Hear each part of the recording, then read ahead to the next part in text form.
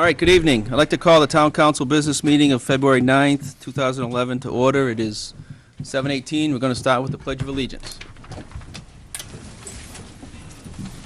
Pledge allegiance to the flag of the United States of America and to the republic for which it stands, one nation, under God, indivisible, with liberty and justice for all. Thank you. First on the agenda is a public hearing for withdrawal of $15,000 to make the necessary infrastructure upgrades to the town's data communication network. I'm going to open up the public hearing. Does anybody in the audience have anything to say about this item?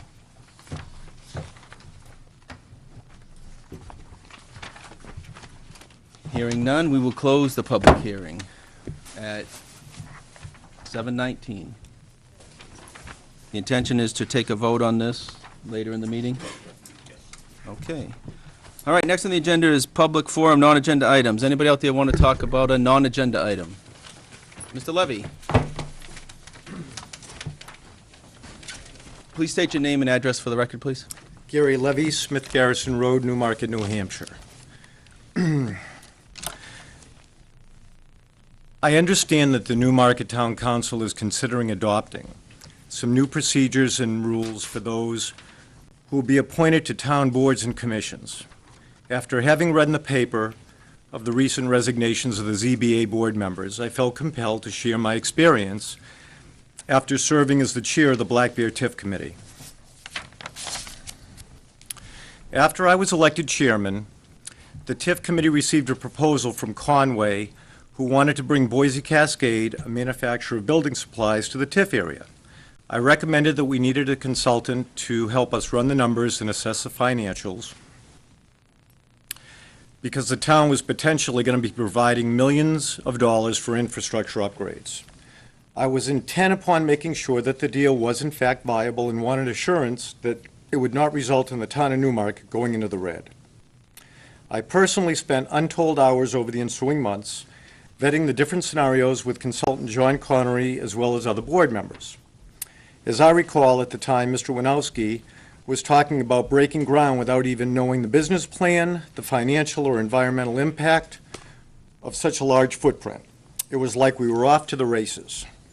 Despite the fact that we were never supplied a proper business or operational plan by Boise Cascade or Conway, and found out by accident that it was to be a 24-hour operation with train and truck traffic all day and night, we nonetheless made a tentative offer to Conway to pay approximately $1.3 million toward infrastructure upgrades.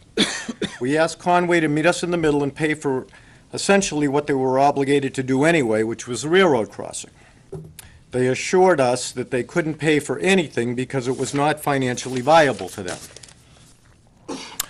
There was an understanding by our committee that the town was given a mortgage deed to ensure that Conway would build the railroad crossing.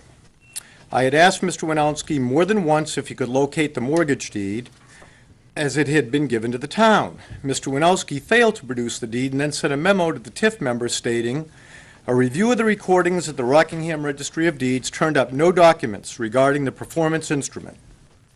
Somewhat incredulous, at my own expense, I did the research and found the signed mortgage deed, which I then turned over to the committee. Was Mr. Winowski unable to locate the deed, or was Mr. Winowski unwilling to locate the deed? As I recall, this took place around September of '09. Mr. LeBranch then took the mortgage deed to the council and proceeded to set up a separate subcommittee to oversee the negotiation between Conway and the railroad, essentially eliminating the TIF committee from the process. I asked to be on that committee considering the fact that the town would not even have had been aware of the deed without my efforts. However, Mr. LeBranch informed me that he had recruited someone else who was not a property owner in the district to represent the TIF committee because he said my term was coming to an end and he wasn't sure that I would be reappointed. I told him that I would be applying for another term. However, I was getting a not so subtle message that I was not to be involved or reappointed. Nonetheless, I submitted my application before the deadline and found out that there had been no other applicants. I then learned that another person was contacted to run for the TIF committee by Mr. LeBranch. I was beginning to get the feeling that just about anybody but me could be appointed. When the day came to fill the seat on the Black Bear TIF, my nomination did not even receive a second.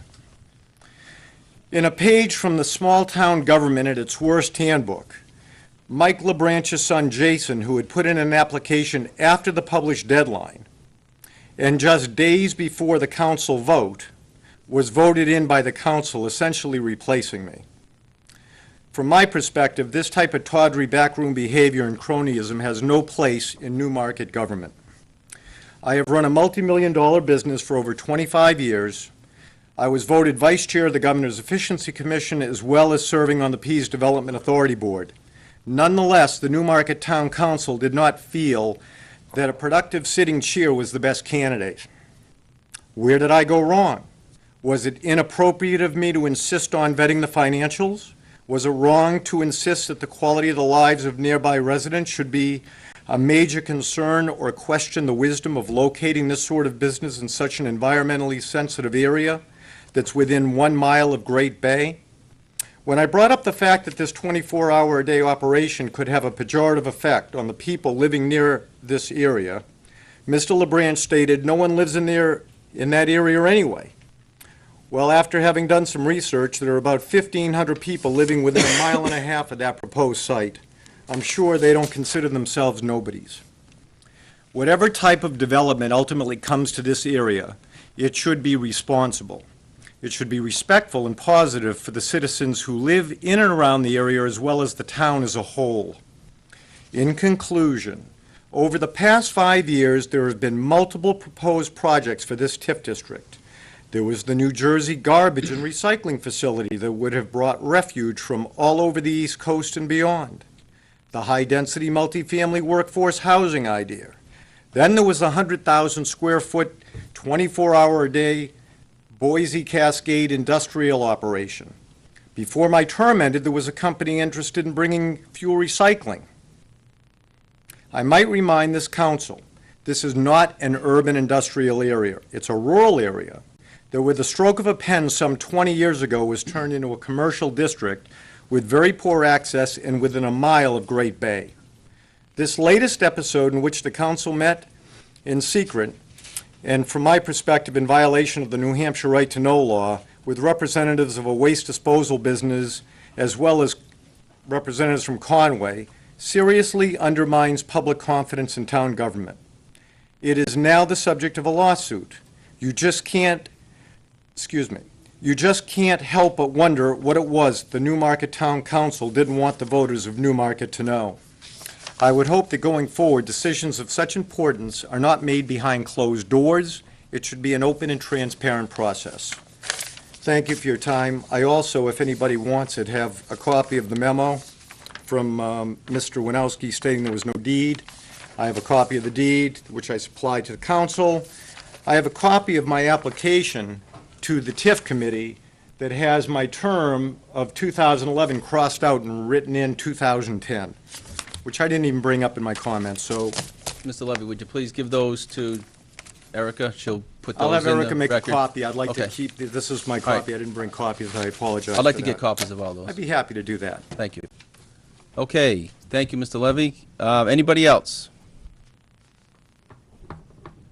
I'm with him. Roseanne Quacks. Okay, I'll be just right. Good evening, Roseanne Cox, 332 Wally Falls Road. In regards to the information given out to the public, I'm sad to have a lawsuit with the town in order to get information to the residents and taxpayers of Newmarket to let them know exactly what could possibly be going on in their town. And probably not in a good way either. I mean, I don't see this pending project that, according to newspaper articles that Mr. LeBranch stated, we are in negotiations. I think the public has a right to know what could possibly be going there and not find out after the fact. People are not happy with that. In regards to the right to know law, I wasn't sure, Okay. Mr. Go ahead. Boderman, if Yep. you were aware of it. I went to the last Black Bear TIF meeting, and at the bottom of their meeting, and they have this, and it states, "This agenda is subject to change, and the TIF committee reserves the right to enter into non-public session. RSA 91A3 is may be necessary." You cannot, I checked with my attorney, you cannot just arbitrarily change an agenda and go into 91A without posting a 91A. So I don't know who had the audacity. Is that the Black Bear Tiff? Black Bear Tiff, and an arrow stick in the bottom. I'll And the I'll legality. check into that, because Yeah. I you assume the want- chairman set that up. No, I asked Mr. Ricker at that meeting, and he just saw it that night. He had nothing to do with putting that there. And that's another thing. I mean, non-public, again. And in regards to the minutes that are taken at Black Bear TIF meetings, Mr. Winowski is the secretary for that. The most important and vital information that the town got was the mortgage deed regarding the railroad crossing. That railroad crossing was vital to any development there for probably a couple of $1 million because Conway is obligated to do it. Not only was Mr. Winowski not able to find it, but as I was a sitting counselor and we go over minutes from boards and committees, he didn't even include the fact that the chairman had found the mortgage deed. And I asked him in a council meeting when he read his minutes why he didn't include that in the minutes. And his remark was he didn't think it was important.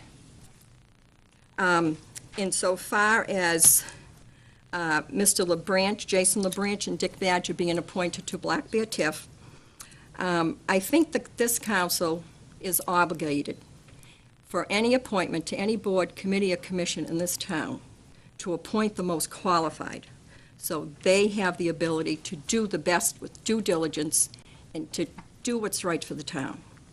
I don't believe Mr. LeBranch, Jason LeBranch, or Dick Badger, who are both nice people, ever even attended one Black Bear TIF committee meeting. And you have someone like Sue Levy and Gary Levy, who, with the qualifications he just read, should probably be running the whole town. And it's unfair to the taxpayers of this town. And also, I think the taxpayers have a right to the $400,000 in change that was taken out of the general fund illegally to buy the Martin property. That, I think, will be equivalent to close to 50 cents in the dollar. And with the school budget and the town budget, heaven knows the taxpayers can use a tax break. That money, I know the Melanson and Heath appraisers said it all comes from the same purse. I don't think it does. That was taken illegally out of general funds, and we should have that money back. So if there's any funds in Black Bear TIF, I think it should be turned back over to the residents. And the resolution that was presented regarding the Black Bear TIF, the resolution that Mr. Winowski and Mr. LeBranch formulated for the Black Bear TIF, put members on it, the committee that Mr. Levy wanted to be put on, and you've changed resolutions before to include extra people. It could have been done easily. Evidently, they did not want him on there. That resolution is the first resolution in 20 years of this town that was signed by a developer, Conway Associates. And I think it's just talk about smoke and mirrors. I mean, I just hope that this town council does its due diligence, and it's a shame that a lawsuit has to be taken to get information that the residents of Newmarket are entitled to. Thank you. Thank you. Thank you, Mrs. Quox. Councilor Bentley? We don't want to get into give and take here, but go ahead. Roseanne, when was that signed, the one you're talking about, by Conway and the? There was a resolution formulated that had 3 members on it, I think. About a year ago. About a year ago. The town council, all the other Oh, members. no, I just wanted a date. I just want it Yeah. clear. We had. Several of us weren't We even had here. no idea. I don't even know what's going on, that's why I was asking. As a sitting counselor, we were given that resolution at that night, and it was approved. No one had any input on it. And then you look at it, all the resolutions are in the book, in that bookcase. Pull it out, 20 years, he signed it. Yeah, no, I just want to know the date. I want to know when it had happened. It was about a year ago. I don't remember exactly when. Anybody else have anything for non-public? Mr. Porterata, would you please state your name and address for the record, please? Ed Puderado, 177 Exeter Road, Newmarket, New Hampshire. that abuts the industrial park. Now, I had a lot of problems way back when this was started. In fact, they took advantage of a situation which they excavated too close to my property. They were supposed to leave me 50 feet. But I got a lawyer, we came up here, we stopped them from doing it. What happened was that there was a 5-year clause in there that I should have started it before, but I figured the town would know what they were doing, and this is with Conway too, though. She was involved with this too, well, her company anyway, you know what I mean? And so we brought charges against them, and they ceased desist from any more excavation. Now, also, we had a lawyer about the entrance to that park. And it's a dangerous entrance because of the curve there, and I think I had McGurk for a lawyer. I don't know if you ever remember McGurk. You didn't. Well, he was, in his day, was pretty good. But he had a drawing out his kitchen and everything else, and he also would give us some thing that what could be put into this industrial park. That I think Conway got a lease to go over across the railroad tracks in the future if something was going to be done. And then there was some zoning laws were put into what could be put in there, what could not be put in there. I didn't bring the papers. What do you mean you're shaking your head? Oh, I was talking, I'm talking. He was doing something for me. I know, but I'm ahead. just saying that what can be put into this industrial park, you know? What kind of industry, what can't be put in. I got the papers, but I didn't bring it here because I didn't even know this was going on. About, something going to happen there, get the railroad crossing. But the entrance to that park is dangerous because there's accidents there all the time. Somebody hitting somebody, bumping somebody, screeching tires. I mean, you better consider a lot of things before you start having 100 trucks going in and out of there, because I'll tell you right now, it's not going to be funny. And I'm saying, it's the first time I've heard about it. I hope I hear more about this, what's going to happen and everything else, and make it known to the public. Because I don't think I want a garbage pan back there. Understood. Not at my age. That's all Understood. I've got to say. Thank you. Okay, anybody else? Nancy Downing, 89 New Road. I just have a question in regards to the voting members of the TIF. Is it a requirement that you are a property owner in the town?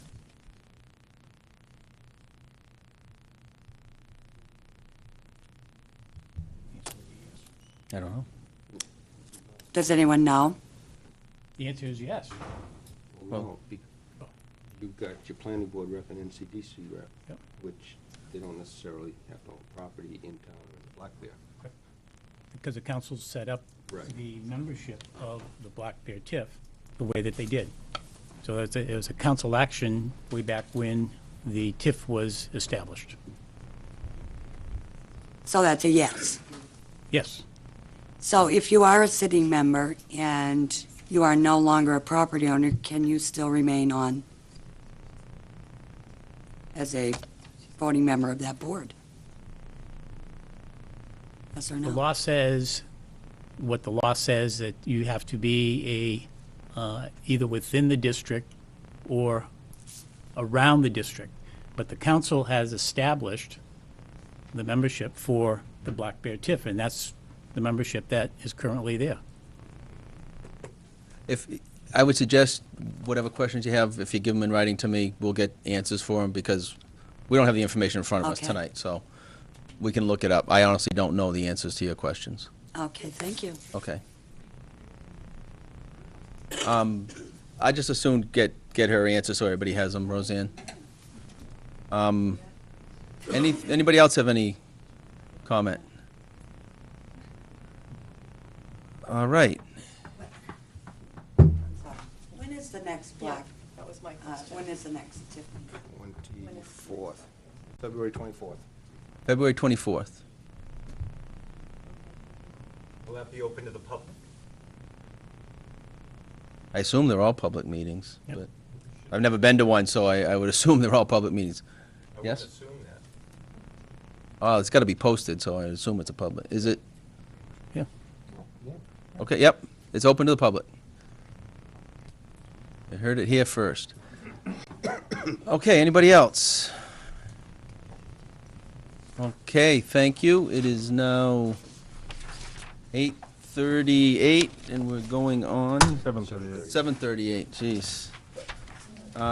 We're going to the next agenda item, which is the minutes of the January 19th meeting. Make a motion to accept the minutes of the January 19th, 2011 Town Council. Second. Motion's been made and seconded. Any discussion on the minutes?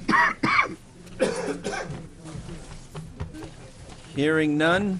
Mr. Winowski, would you call the roll, please? Counsel Minutелli? Aye. Counsel Bergeron? Aye. Counsel Zink? Aye. Counsel Bentley? Aye. Counsel Branch? Aye. Chairman Bodman? Abstain. I was not present for that meeting. Correct? Yep. Okay. Thank you, councilors. On to the first agenda item, which is Senator Russell Prescott going to give us a quick update of what's going on in the legislature, we hope. Senator, welcome. Thank you for attending this evening. Yes. Could you please stand in front of the microphone so people at home can hear you? Terrific. Thank you very much for coming, for asking me to come. Edward Ronowski, I thank you for the phone call last Wednesday night when the snow was steep and we didn't have a meeting. And I'm glad that this is available for me to be here tonight. I'd also like to ask if you would ask me again, in a couple of months to come by. I'd have more information then. When anything you might ask tonight, I brought my notebook and pencil, make sure that I can be of service to you guys and girls. And I'm happy to be your senator. I'm thrilled that the town of Newmarket and the district in the whole elected me to be your senator. This is my second term as your senator. It happened, the first term was between 2002 and 2004. So it's been a while since I've been back up to the State House, and it was good because for 6 years I was able to get most of my kids through college education. So, you know the amount of pay that you make in the Senate, and I know you guys do the same reasons why you work for your community is the same reason why I ran for the Senate as well. I saw on the agenda that you'd like to hear about what new things might be going on in Concord. And I'd like to give you the latest on education funding, that we have some issues that surround education funding. Over the last 2 years, education funding has increased by over $100 million to the towns, from approximately $475 million to $575 million statewide. Much of that money, or some of that money, was one-time money that was used from the stimulus package from the U.S. government. Today, the Senate put forward a funding formula to maintain that funding. It's a real big investment for the state of New Hampshire to maintain that funding, and there's a few things that it needs, and reason why it needs to be done. I think the towns deserve that every March that they know and have a firm idea of what they're going to have for their schools. Education is important. It's also important that we do not transfer costs down to the town property taxes and increase people's property taxes. So it's early in the budget cycle, but we've really made a large commitment, and you probably see it in the press tomorrow. We made a large commitment there, even in the daunting task of balancing our budget. As we know, there's a huge deficit in the state of New Hampshire. It's even referenced by the House of Representatives, almost $1 billion. But today, the state of New Hampshire, well, the state Senate came out with, we want to level the funding for education and not make that less.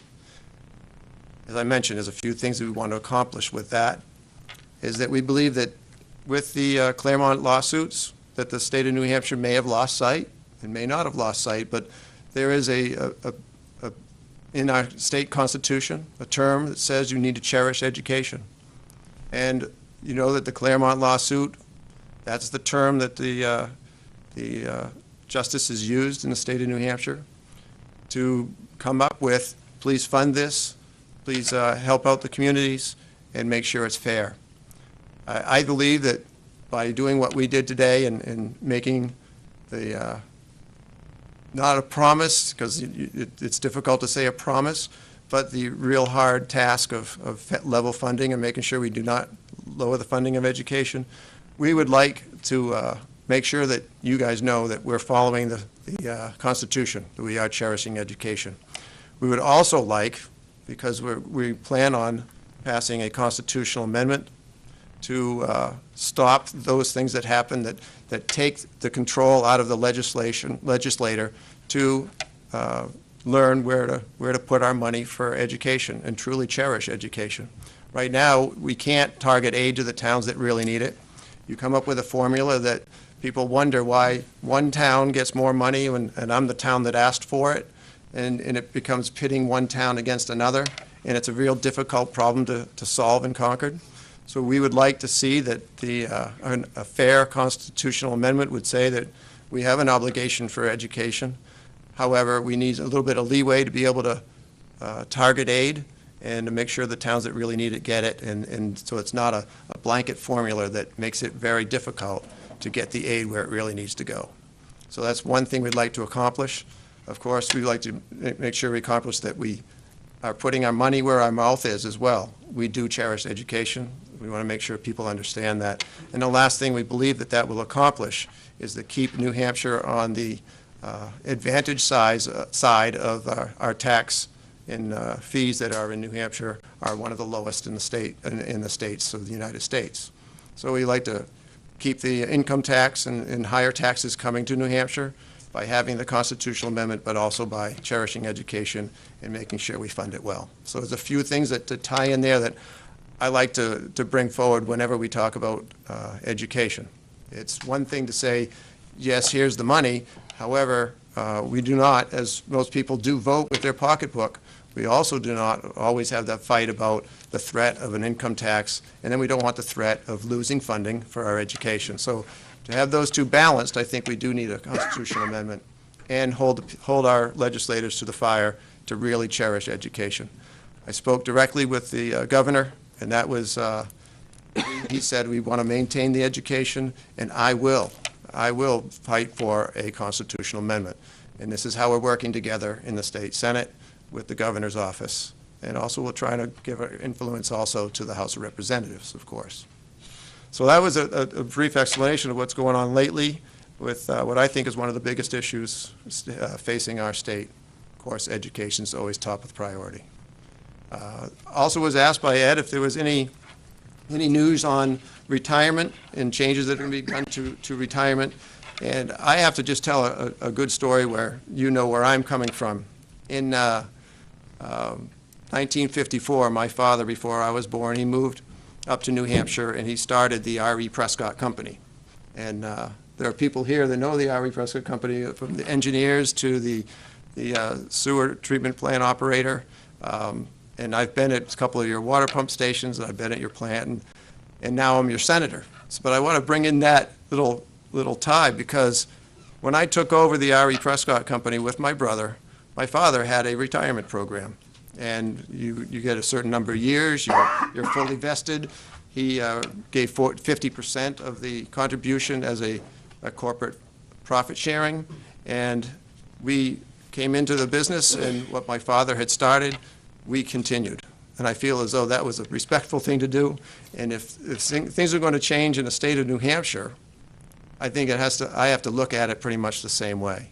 If things are going to change in the state of New Hampshire, there has to be a very big reason why we need to change before we do make a change and not live up to the promises of prior legislators. However, if there are places where it can be changed without losing the integrity, that is, if I was going out of business as R.E. Prescott Company and I had to change the 401k program, well, that might be a legitimate reason. But I'd rather work harder, find better ways of running my business, and make sure I keep the benefits of working at R.E. Prescott Company. That's my position.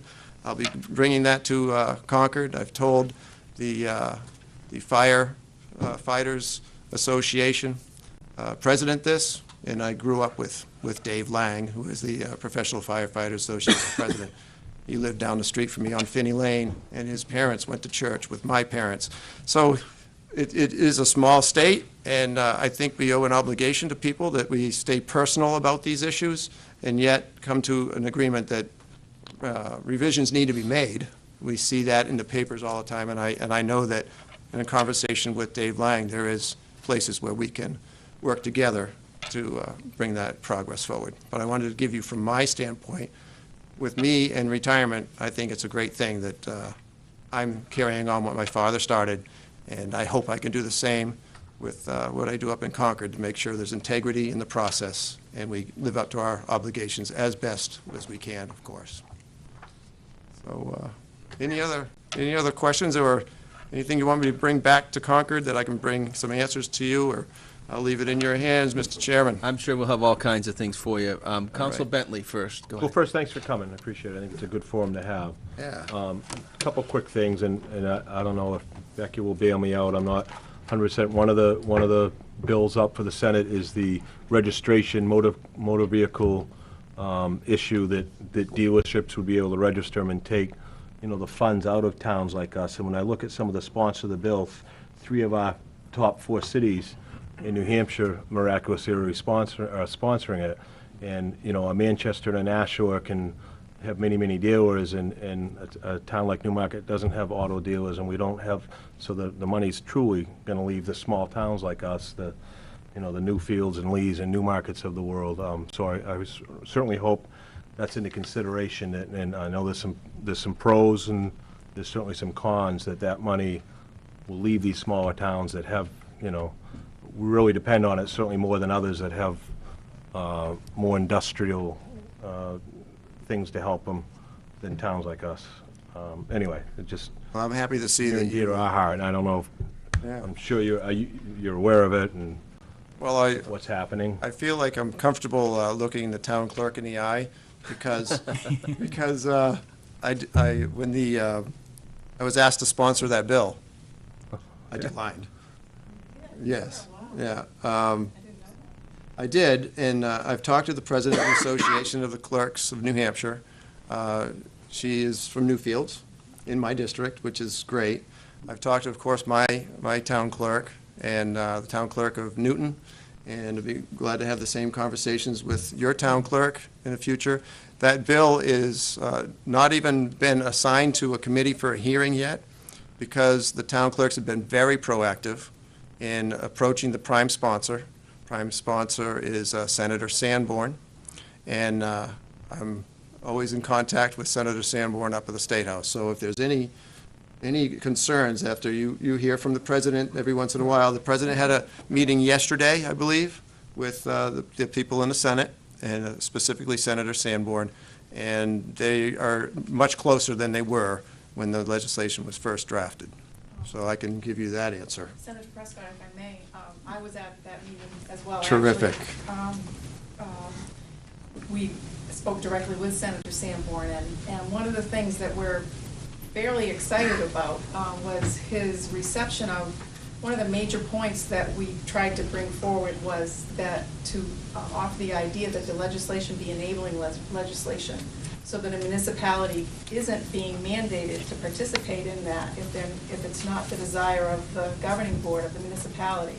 And he was very receptive to that. Local initially. control. Yeah, at local control, exactly. Yes. Because it's, the bill really, the way it's written, removes some historic local control. Yeah. And he was very amenable to that. So that's, and coincidentally, Administrator Winowski came in with the same idea Wow. earlier today. So we're really hoping that will carry forward. Well, that is good, because I know that the towns locally have a very big responsibility of proof of residency, because we know that somebody could come from out of state and have a friend in New Hampshire, in parentheses, a friend in New Hampshire, to buy automobiles and just take them out of state and not have to get insurance on their automobiles and just drive them to another state and sell them. Proof of residency is important, and that's a task that would be hard to write down in legislation. And you do a very good job in every single town. I want to thank you for that. Yeah.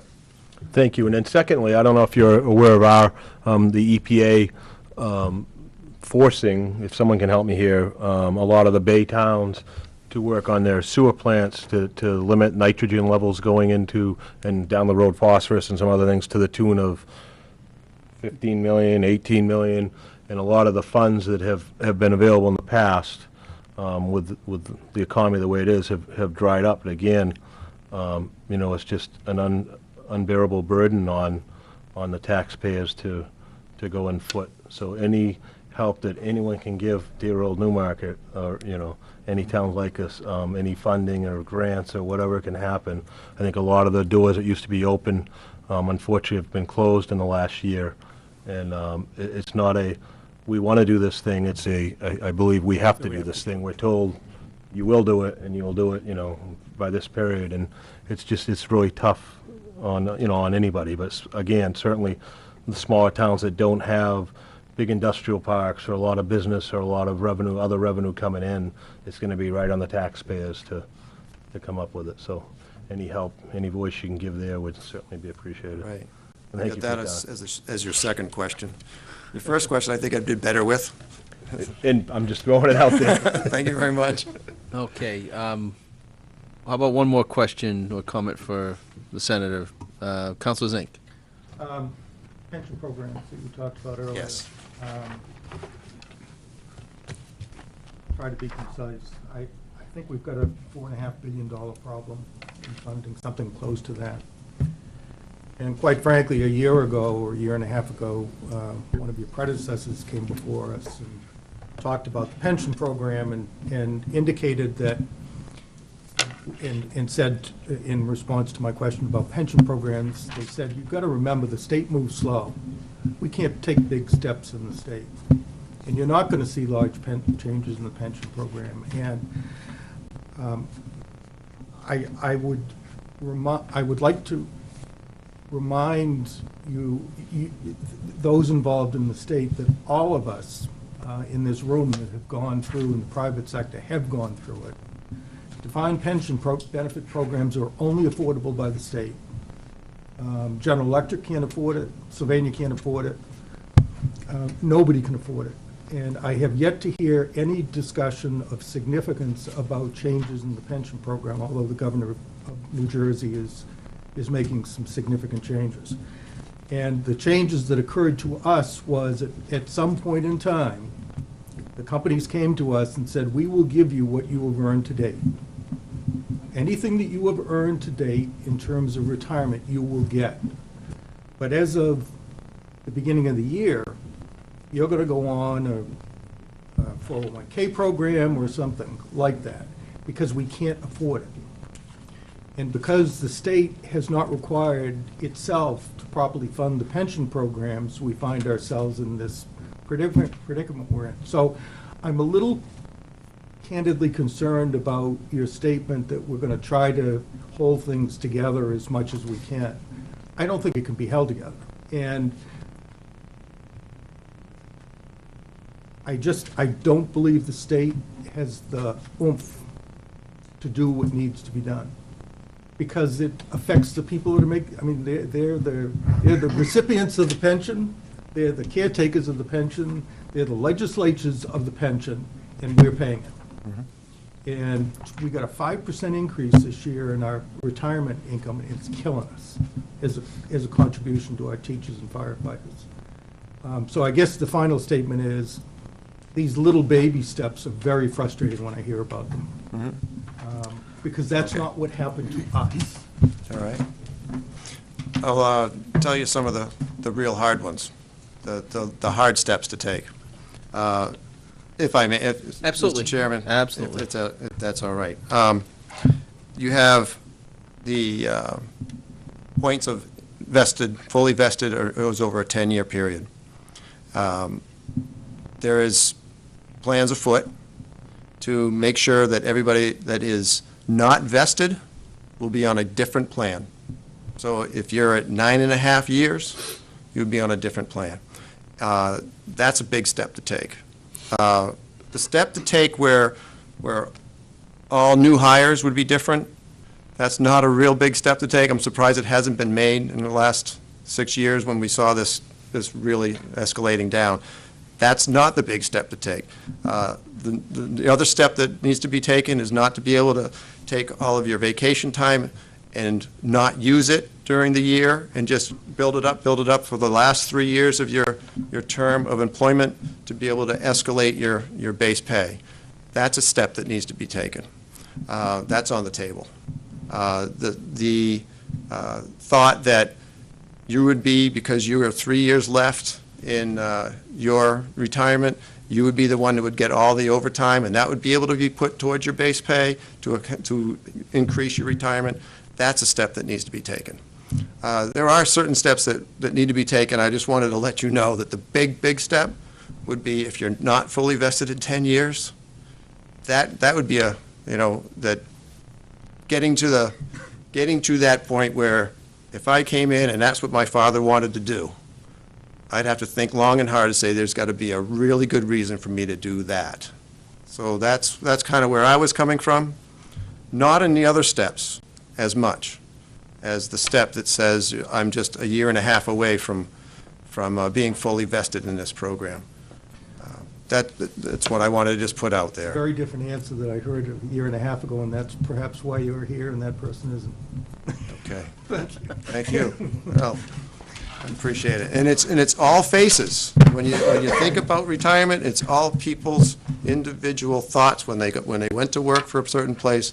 They thought that this was going to happen, and I have to take that compassionate view, but there are certain things that need to be done as well. Yeah. Okay. Right. I think that was very good. Great. Thank you very much for taking time out of your busy schedule, I'm sure, to be here tonight. Hey, this is the most fun of being a senator, is to be able to come before you guys and find out what you need, what you want, and not have an agenda on my own and just try to help out. So please help me do that. Please call me in here again. I thought it was. We didn't ask you all the Yeah. things we wanted. I thought, Hey, We I thought have the a most meeting next fun- week. right. yeah, don't I thought call the me most that fun you often, guys come had- on. I thought the most fun you guys had was the toga parties. Right. That was Massachusetts legislature, I'm sorry. Okay. Thank you very, very much. Oh, it was a great Thank you very pleasure. much. Thank you all. All right, take care. And goodbye, everybody from the great town of Newmarket. Good to see you. We already had a discussion. That's right. Take care. Okay, There's money now. on to item number 2, which is Rob Sinkmar regarding McAllen Dam hydroelectric potential. You need to turn on We need the projection, the overhead. You reach it, can't you? the, yeah, Can't reach it. I think he's gonna get.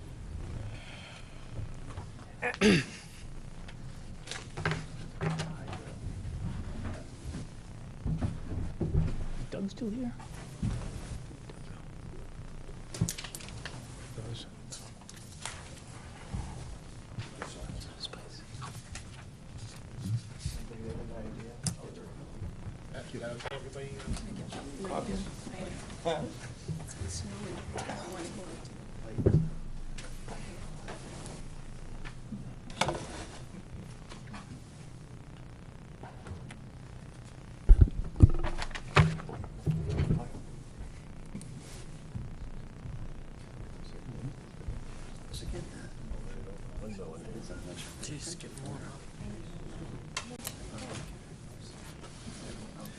My name's Rob Sinkmars from Lee, New Hampshire, and I have a personal interest in developing McAllen Dam.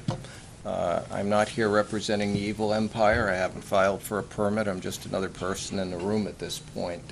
That said, anyone could at any time permit the dam if they wanted to. So all I have to offer is some information on the topic. Ed's already seen most of this, and some of you have too. There was a meeting, most of this comes from a meeting at New Hampshire DES a couple weeks ago, where we got together and discussed it. They were very kind to just get all the people together in one room and discuss all the major issues relating to it. Quickly, this is, you guys see these energy statistics all the time. The point that I want to make here is that hydroelectricity plays a significant role especially in New Hampshire. If you look at the national statistics and take the amount of electricity generated and divide it by the square miles, we're in the top 5. And I was at a presentation at UNH where they referred to New Hampshire as like the Switzerland of the United States in that regard. Renewables are very popular these days, but they really pale in comparison to conventional hydropower. Why am I standing here? I've studied these things for 40 years, and after that, my conclusion is that the only two things that are going to meet our demand for power is nuclear and conventional hydropower. I founded Free Flow Energy about 3 or 4 years ago to work in marine hydrokinetics, and I'm evolving that into a conventional hydropower company. I'm in the process of testing for the PE exam in October, and I have a strong interest and passion in this sort of thing. And McAllen provides a great first opportunity for me, and as the Senator just said, I also have to put 3 kids through college. Other companies founded in marine hydrokinetics, I'm trying to address the point that in renewable energy technologies, there's a lot of hype out there. Everybody heard over the past few years about marine hydrokinetics. Free Flow Power down in Gloucester, Hydro Green companies, they permitted every constriction and curve in all the major U.S. waterways, the Mississippi, Missouri, Niagara, Atchafalaya, a lot of rivers. What you see here from the Federal Energy Regulatory Commission website is that a lot of those permits are being surrendered and they're switching over to conventional hydropower because it doesn't work. To put it real simply, a long time ago when the EPRI reports came out promoting tidal and wave energy conversion, I went to the conventional hydropower community and I said, how come you guys aren't participating in this? This is really exciting. They're talking gigawatts. And they said, man, we wouldn't have built dams if we didn't have to.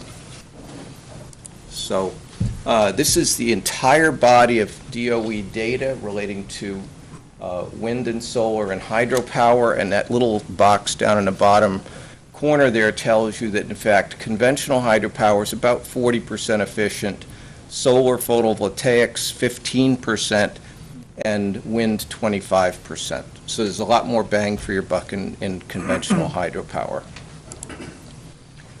These are the topics we discussed at the DES meeting. I'll skip over them because we're going to hit each one at a time. First question to everybody, and these were all the environmental folks, is you guys interested in breaching or removing McAllen Dam? My interpretation of the answer was probably not. I think there was one person, I forget his name, who was really into the rivers and environment. He probably would have liked to have seen it breached. However, it's really important to point out the major issue with that is that it's a head of tide dam. It's the closest one to the ocean. In New Hampshire, there are 20-plus dams like that, and this is the only one that has hydropower. So my response to him was, wouldn't you get more bang for your buck looking at the other 24? There's a lot of confusion about hydropower. In fact, 97% of dams are not powered. It's not hydroelectricity. It's creating water for agriculture, fire, waterfront property. I think the reason why you won't see that dam get breached or removed is you're going to lose waterfront property and the revenue associated with that. Again, that's just a guess. If you remove that dam, it's going to become a stream. And that interesting point, again, that there are a lot of head of tide dams. That's the only one that's powered. Potentially could be powered. So how much energy is being not used every year? Well, according to John Levine, he did your preliminary permit in 1999 from Turner Group, 2 million kilowatt hours, which is 182 households. You use 30 kilowatt hours a day. Those are proper units, energy units, for which you pay 15 cents per kilowatt hour. That's equivalent to 60,000 gallons of gas and 303 cords of wood per year. And that's all based on your preliminary permit that you paid for in 1999. I threw this one in. Ed, you didn't see this last time. What I did was I found a dam in New Hampshire that has sort of equivalent capacity, And of course, every year you get different figures. It's drier some years than others. And that's that's a scatter plot of what kind of energy production you're realistically going to get from that. And it's going to be between 1 million and 2 million kilowatt hours. But you'll see, in real life, you'll see something that looks like that over time. So how much is that worth? Well, PSNH right now is paying about 4 cents. This is a very sore point with the hydropower people. In fact, they pay about 4 to 7%, 7 cents, depending on the time of the year. This particular site qualifies for net metering. That's huge. This means that it used to be 100 kilowatts, it's now a megawatt. Your site's rated for about 500 to 600 kilowatts. It means you can sell directly to a customer behind the meter. And you pay 15 cents. So anyone, including the town or any developer who wants to sell that, is going to try to get a power purchase agreement as close to that number as possible. Typically, you'll see power purchase agreements where you say, hey, look, you're already paying 15 cents. How about you agree to buy it from me for a penny less than whatever the going rate is? Who can it be sold to? The town's the first choice because they're fiscally responsible, more so than probably most of us. And of course, Eric's development there would be a good candidate too. The impending repairs were a big issue. You guys are facing a $500,000 bill to repair the dam, and the question, of course, is what are you going to get for that if you don't repower it, other than maintaining your waterfront property? So it makes sense to do both at the same time. If you're going to develop, because most of that money is the construction of cofferdams to reroute the water so you can do the work. And DES in the meeting, and Ed participated, and he knows more about this than I do, they're willing to extend on most of the points, so you don't have to pay that by September 1st as originally agreed upon. Someone at the meeting said that they were concerned that that number might be low, and that person is highly qualified. It's not me, but I don't represent them, but I think that's an important consideration for you. Now, is it financially viable? It's a $3 million project, probably, for anyone who wants to do it. Just to help you put it in perspective, I went out and I looked for 500 kilowatt used systems from the 1980s, $1.7 million. That's what the equipment looks like and costs. I'm not saying you should put used equipment in there. That just gives you something to get an idea of. So assuming a $3 million project, 8% interest, 15-year term, it's going to take even at 15 cents per kilowatt hour, 14 years or so to pay that back. There are renewable energy certificates and other things. These are a moving target. They change all the time. And in fact, there's usually, about a year ago, the federal government gave $50 million to support projects just like this, conventional hydropower, but this is for next year's budget. The president's budget is $28.4 billion to the Department of Energy, and it excludes conventional hydropower. But that'll change.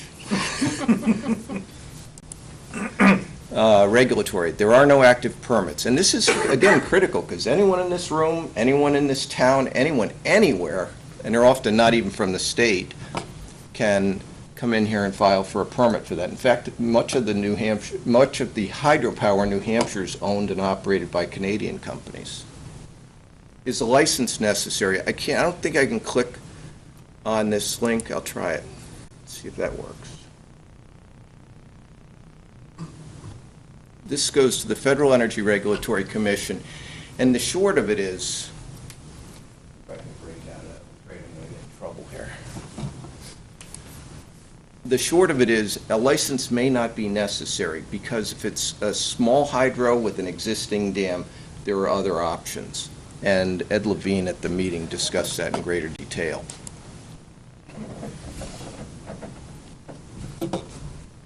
Shouldn't have done that, huh?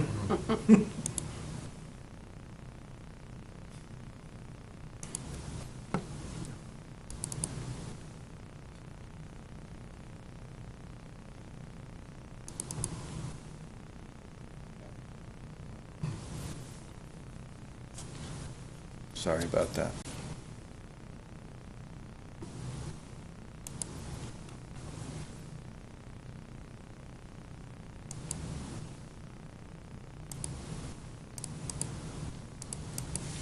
Okay, here we go.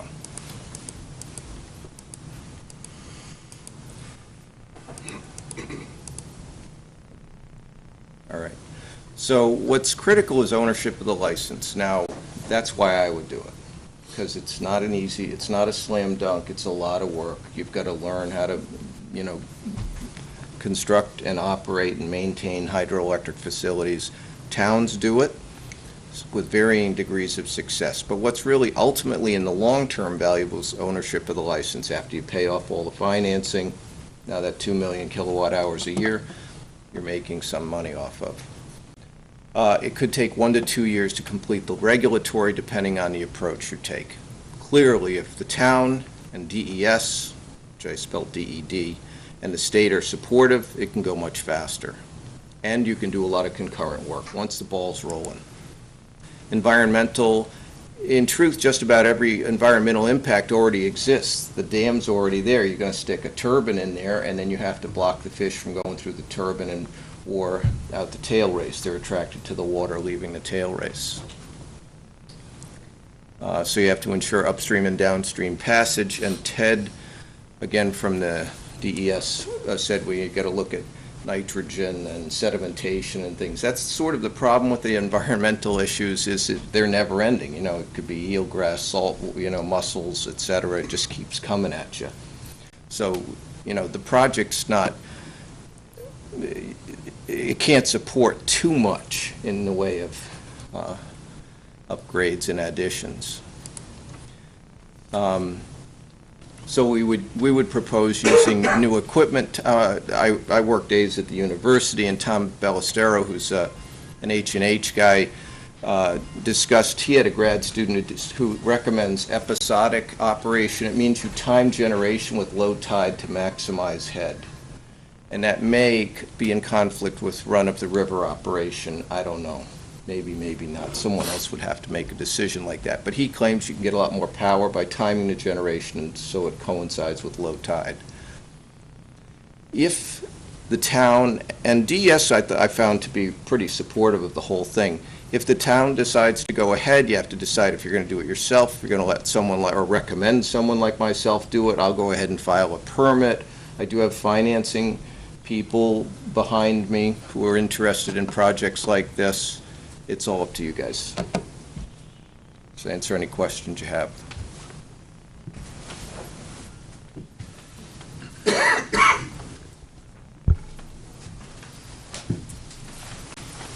right, thank you. We'll give the councilors a couple minutes to get back up here.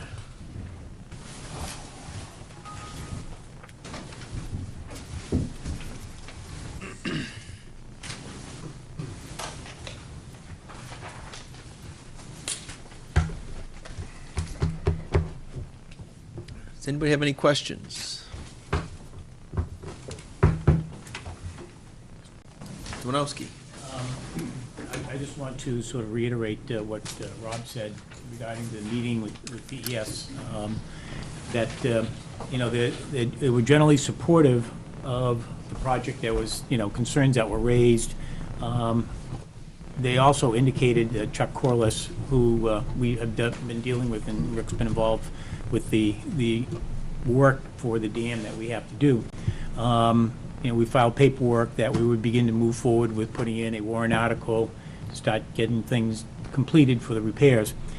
Chuck called and said, we're willing to give the town a break if they're interested in having Rob or somebody else move forward with a hydro facility. There were some things, reports and emergency management plans that we would really like to have in our possession. They need to be completed in a short period of time, but if the town is interested in moving forward with the exploration, that we're willing to extend the time frame for a period of time that can be done, and the town and Rob can make a decision how they want to proceed. So just wanted to fill in everybody on that regard. That was a very positive development. Extend what time frame? It could be up to 2 years. No, extend what time frame? September. Well, the time frame for making the repairs to... There's no time frame for that. Well, the state was looking for a period of time that the town was going to provide emergency management plan and some additional other types of reports that we had to do, and then to begin taking action on making the repairs where we had leaks and things like that. The Spalding on the dam itself by the gates and things, they wanted to see some action being taken. And that's why I have in your packet a warrant article in that regard to see how the council wanted to move forward. So that indicated that we would put it on, and it was up to the council and the voters to make a decision how that would move forward. Okay. I have one question. You listed some various rates per kilowatt hour. We pay what now per kilowatt hour? Approximately 7 cents. 7 cents. So, at what point is it not economically feasible for somebody like yourself to do that? No, you're gonna 15 get as cents close- was looked like you. I pay 15. I'm not familiar with what towns pay. That's a really good deal. 7 cents. That's a wholesale power into the Right. contract that Right. we're in. And I think the literature you had provided said 15 cents. That's what I know. we pay. Okay. The I mean, average, yeah, that's what I just guess that from my perspective is we're never going to be able to enter an agreement to pay 15 Sure. cents for something we get for 7 cents. Now, whether, like Eric Chinberg, who's going to pay regular rates for the mills, that might be a different option. But from an economic standpoint, from the numbers you've said preliminarily, I don't think it works for the town. I've heard that from other people. Probably wouldn't. I didn't know you paid that. So. Yeah, we get off of PSNH, right? We have the wholesale power agreement. I mean, I personally am in favor of doing hydropower there, but it needs to be something, obviously, that, like someone like yourself, that it's economically feasible and there's a plan. I certainly would support it if you could come up with a plan that would go forward. I don't know what the rest of the councilors think. One of the caveats, obviously, is that we can't raise the water level at all. I know years ago there was a study done where it talked about adding flashboards, and that would never fly with all the flooding we've had lately, especially. Well, you just removed them for the flooding. That's why they're called flashboards. You remove them Right. quickly when the water's coming Right, up. but you have to have somebody there to do it, I mean. Yeah. Anybody have anything, Councilor Zink? Just a question. How does the town benefit from your proposal? Good question. Well, right now, the way I view it, you've got this fantastic carbon-free renewable energy resource that you own, and that is not producing 2 million kilowatt hours a year, or about that it's capable of. So I didn't know until tonight that you're only paying 7 cents per kilowatt hour. So that's a really good deal. So what I would have to do is find another customer for a power purchase agreement. And Al, let me answer that a little bit Actually, differently, though. I did. Let me interrupt you for a second. I think the idea behind this was that if somebody like Rob put a hydro plant on there, we would buy the electricity. If we're paying 15 cents, he might sell it to us for 13 cents or 14 cents. Save the town money, it'd be a win-win. Our rate is so low that he can't compete with that rate. Right. So at this point, there is, other than a hydro plant in town producing electricity carbon-free, it's not where the town's gonna save a lot of money on electric bills. But there is a real I'm really glad you asked that question, because I had thought to mention it myself and didn't. Towns like this throughout New Hampshire, mill towns, were built around the energy source. I believe that's the way we're headed, is that, we're gonna act eventually, over the past decades, we've created an infrastructure that just optimizes fuel consumption. And we're going to have to go more back that way.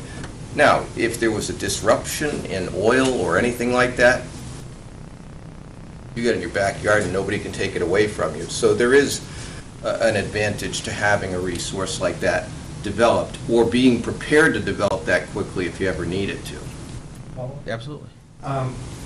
assuming all that to be so, I don't want to be brash, but then that may have some value, just purchasing that right from the town to produce electricity. Is that a potential? We sell you the right for X amount of dollars to You know, I don't know exactly how that works. I know that anyone at any time can file a permit. I think you do need the permission of the town because you guys own the dam. Right. But anyone can request go to the Federal Energy Regulatory because the river's a public resource and request a permit and potentially obtain a license. I'm not a lawyer, I don't know. There's not enough money there to buy much from the town in terms of that. But if the town were to say to you, give us X amount of dollars. Partner in it. Yeah. Just a question. Yeah. And one of the other advantages is if this was economically feasible, whoever developed it, in theory, would pay for the repairs at the dam. You know, as Oh, part of the- absolutely, you'd want to do both package. at the same time. You know, Yeah, I mean, I can tell you what I'll do after I leave here is talk to Eric. yeah. I personally, like I said, I support the concept. Unfortunately, you or somebody like you has to come up with a project that's economically feasible for you to work. Yeah. So I would suggest you talk to Eric or whoever else, and if you get a little bit more information, love to have you come back and, update us, because I'd like to see it go forward. And I think the rest of the council is pretty much of the same mind. Correct? So I think it's a great idea. I hope we can get something that works. Thank you. Thank you.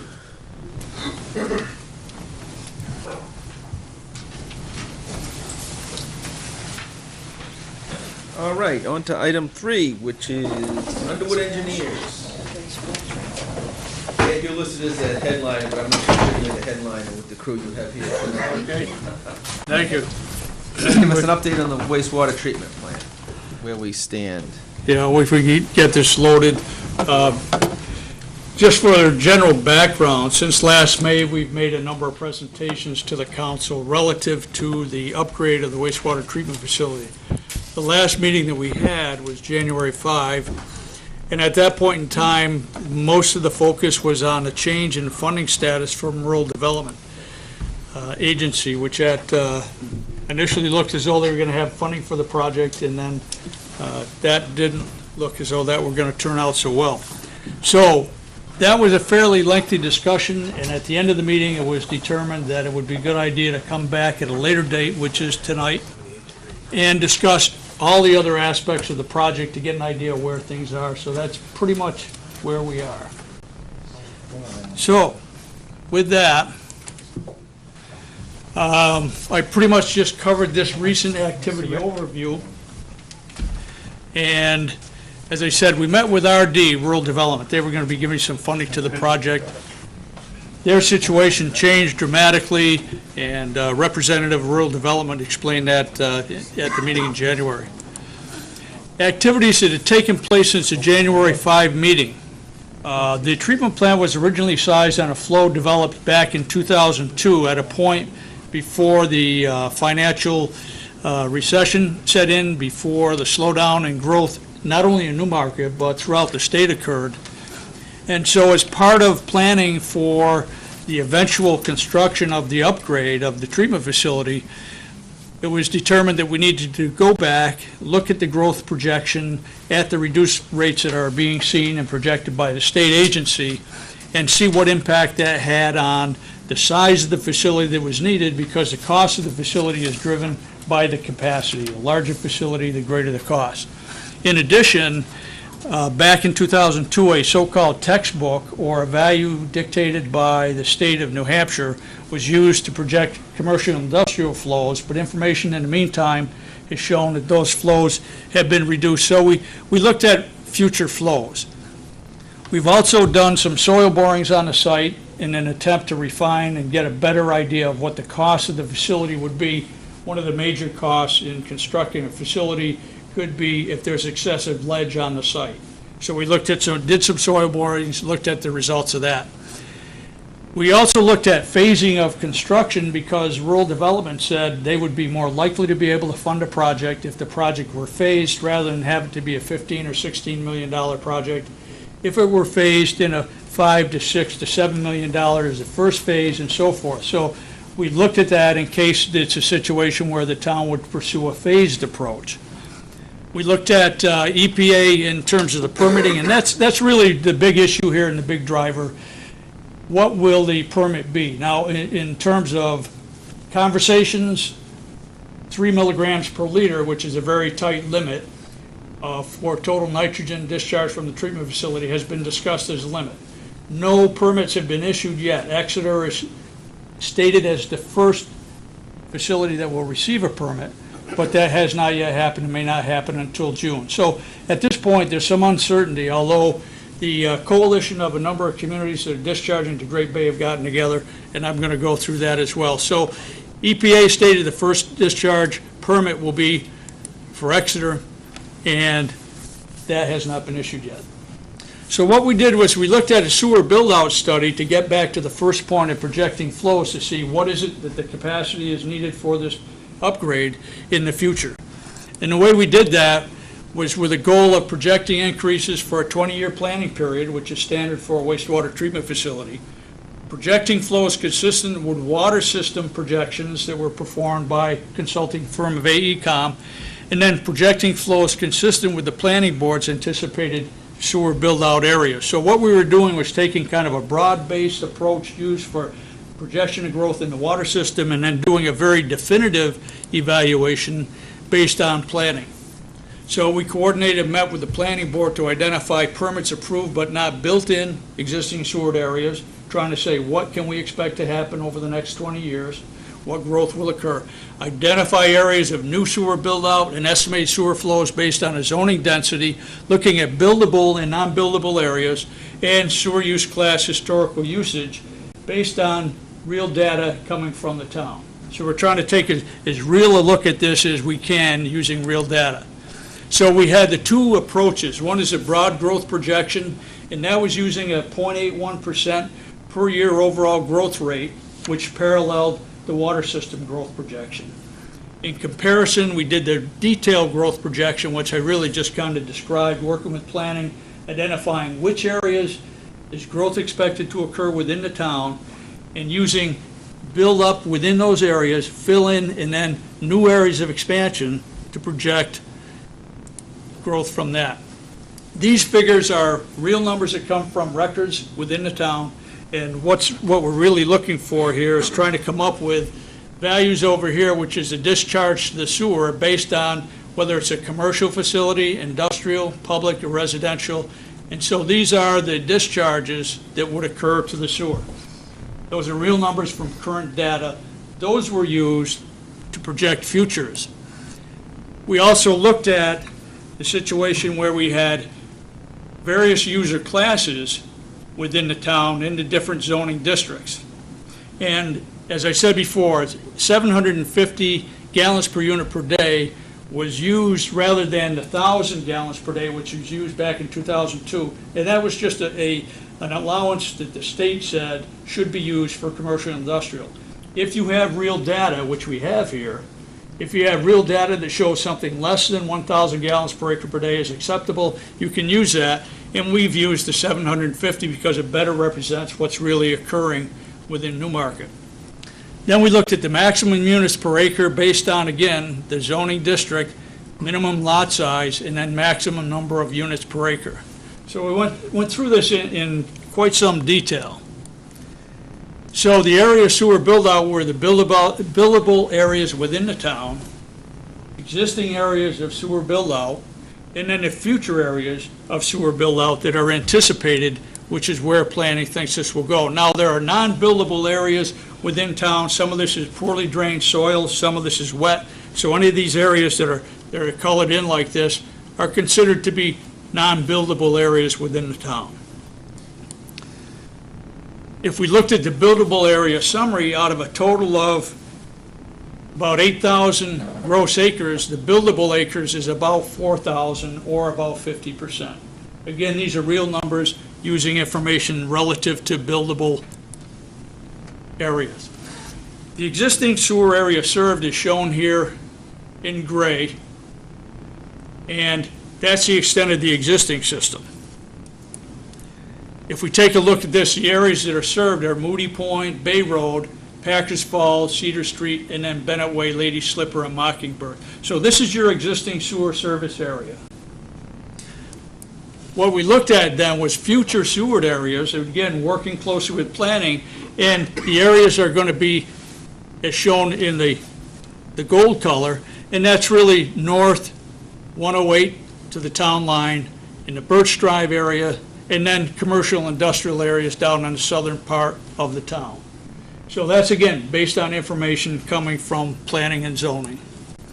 The summary of this is that your current plant capacity is 850,000 gallons per day, and that's a permitted flow in this NPDES permit. So your current capacity is 850,000 gallons per day. If we use a 0.81% growth per year, it would be projected to about 785,000 gallons per day. If we use the detailed service area projection, utilizing the areas involved, the number of units, and historical flow data, the figure would be 905,000 gallons per day, which is, as you can see, slightly greater than the 850,000 gallons per day of the plant capacity. When you look at this, for those of you that have been following these presentations, back in 2002, the projection was 1.28 million gallons per day. So it's gone from 1.28 to 905,000 gallons per day. The primary reason for that is a slowdown in growth and reduction in the allowable flows from the commercial industrial. So our recommendation at this point would be to plan for a 905,000 gallon per day capacity and modify the NPDES permit in the future if necessary. You have time to grow into the plant, so to speak, to determine if it would be necessary to modify the permit. Excuse me, point two is over what period of time? I'm sorry? Point two is over what period of time? The point two, The previous slide, okay. where it went to 80.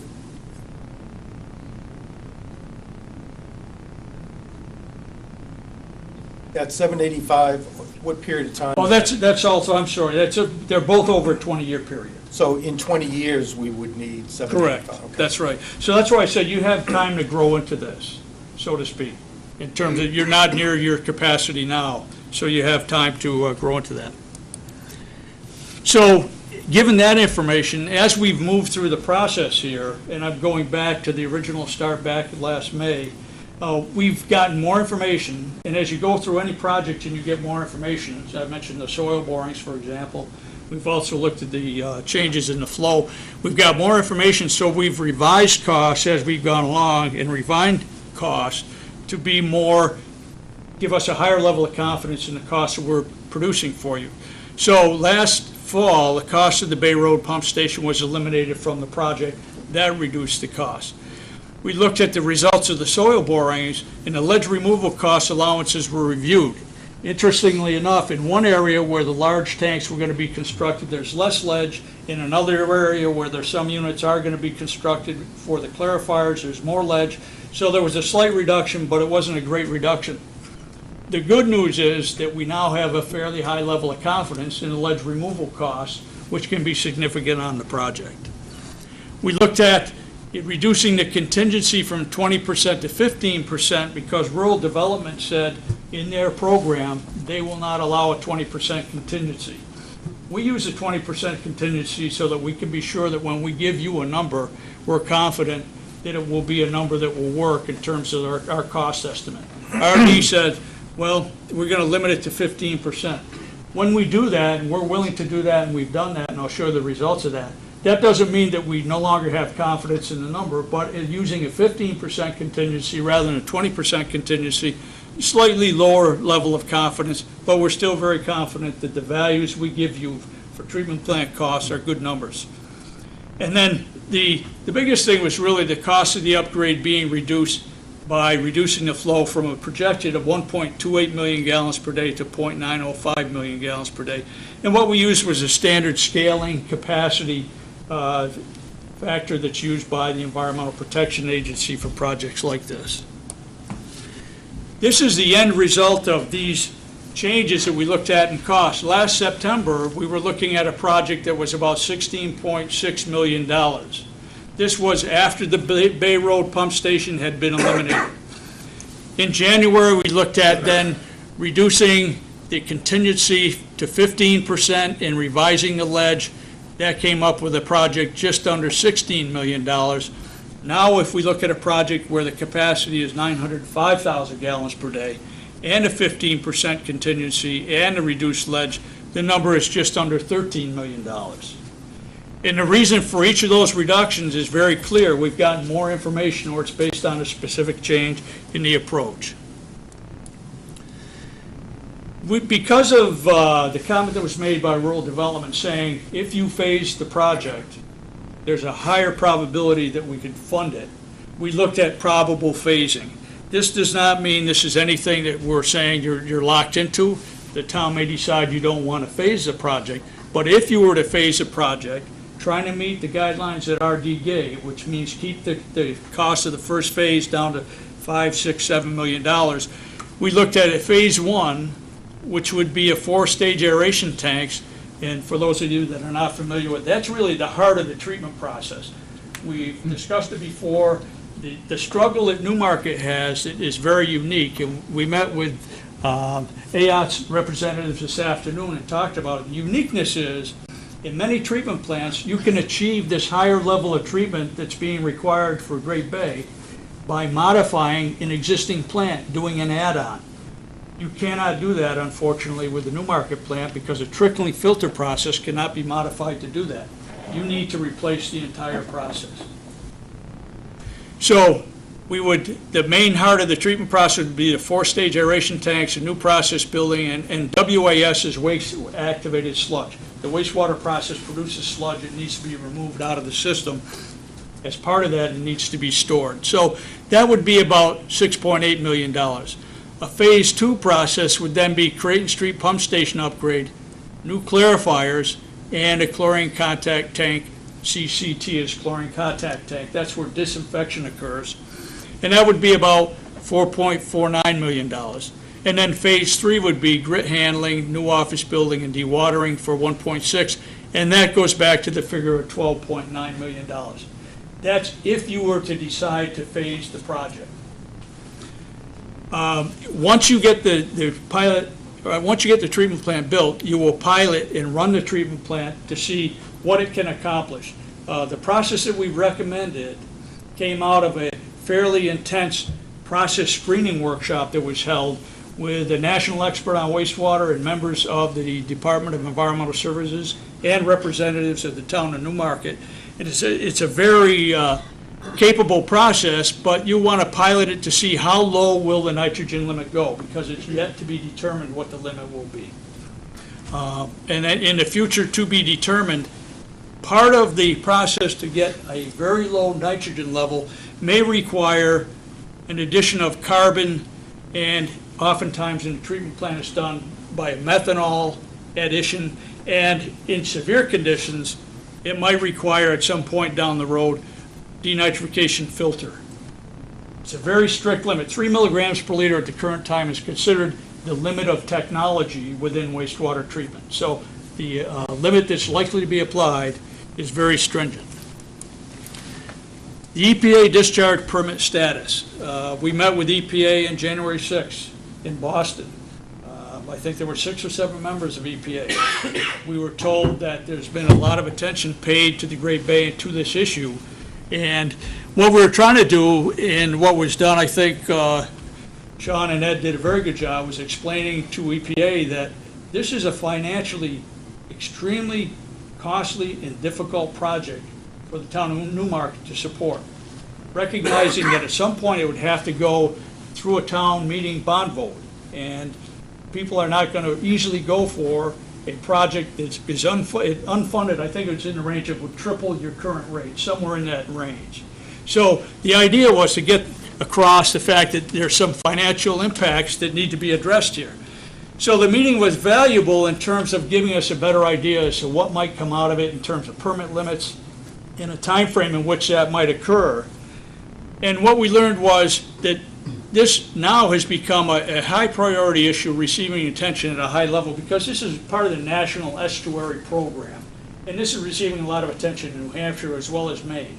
Great Bay has a tremendous influence on the state in terms of the economy in this area. So there's a lot of attention being paid to it. And this coalition is a group of communities that are discharging the Great Bay that are looking at the cost of this and realizing how costly it is. As I said earlier, no permits have yet been issued to Great Bay dischargers. Exeter will be the first, Newmarket will be the second, based on what EPA has said. That's likely to happen in June. I've mentioned already the total nitrogen limit. Although it's been said in words, it has not been shown up anywhere yet in black and white, 3 milligrams per liter total nitrogen. That's a very strict limit.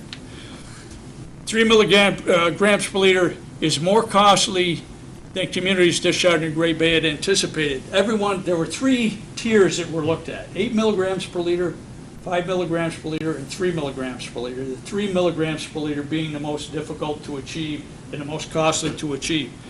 Everyone was hopeful that an 8 milligram per liter or 5 milligram per liter limit might be issued.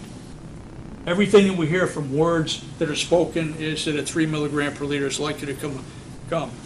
As a result of the high cost, one of the things that was new that we learned at that meeting is EPA might be willing to extend the time frame for communities to meet those limits for a period of 8 to 10 years, or possibly more, because they recognize the strain that this cost is going to place on communities. The coalition of communities, and Sean could give you probably more detailed information than I could, has been formed to voice concern over the science involved in looking at nitrogen as the issue. DES has agreed, even though they put their, I would call it a white paper, it's actually a report on the water quality impacts of nitrogen on Great Bay. They put a report together saying that nitrogen was the issue.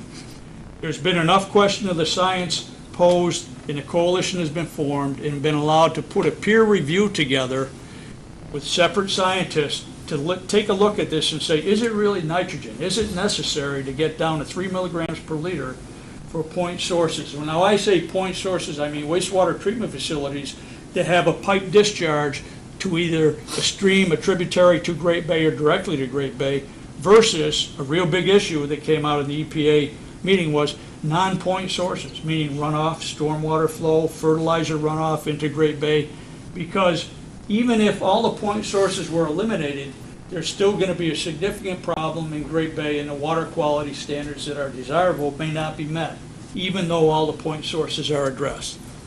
So that was important. So the role of the coalition is important.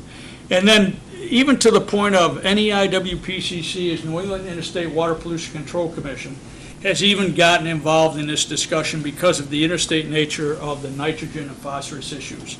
So this is a really a major issue. Back in the earlier meetings, we talked about possibly having a special town meeting. Based on the results of the rural development funding situation and further discussions, it's determined it's no longer necessary to do that, so there will not be. What future funding related activities are recommended? Well, our recommendation, we talked about this a little bit back in January, is there are a number of funding sources, and you need to apply to all of them. You need to get as much pursuit of funding as you can for this project to make it viable financially. And the status of the SRF loan forgiveness program needs to be monitored. Newmarket's been identified as the third most eligible community. They're waiting to see if funding becomes available for this program. So there are a number of programs that are right on the edge. This is kind of an overall summary of potential funding sources, action taken to date, and then the status and future action recommended. For rural development, we have a pretty good sense of what's going on there. It looks like there would be somewhere in the range of a phased project of 0 to 15% of the overall project, somewhere in the range of $1.5 million. An application was submitted, a preliminary rating was given, and they said no funds are available. We think that depending on how you want to pursue this, you might want to consider submitting the application again, either on the whole project or a phased project. That's a decision that given all of this information, the town is going to have to look at and decide how they want to pursue it. The SRF forgiveness program, 0 to 20%, maximum $2 million. And you're third on the list. The program is currently unfunded. Monitoring the status is important, and that will be ongoing and is currently being considered. State aid grant program, 0 to 30%. We're currently having discussion with DES on this. The program is also unfunded, but you need to reapply summer 2011. It used to be you could apply once and then that application will carry on through the years. You need to apply annually to keep yourself in the ballgame there, to stay eligible for the program. So monitor the status and urge your local representatives to support reinstatement of that program.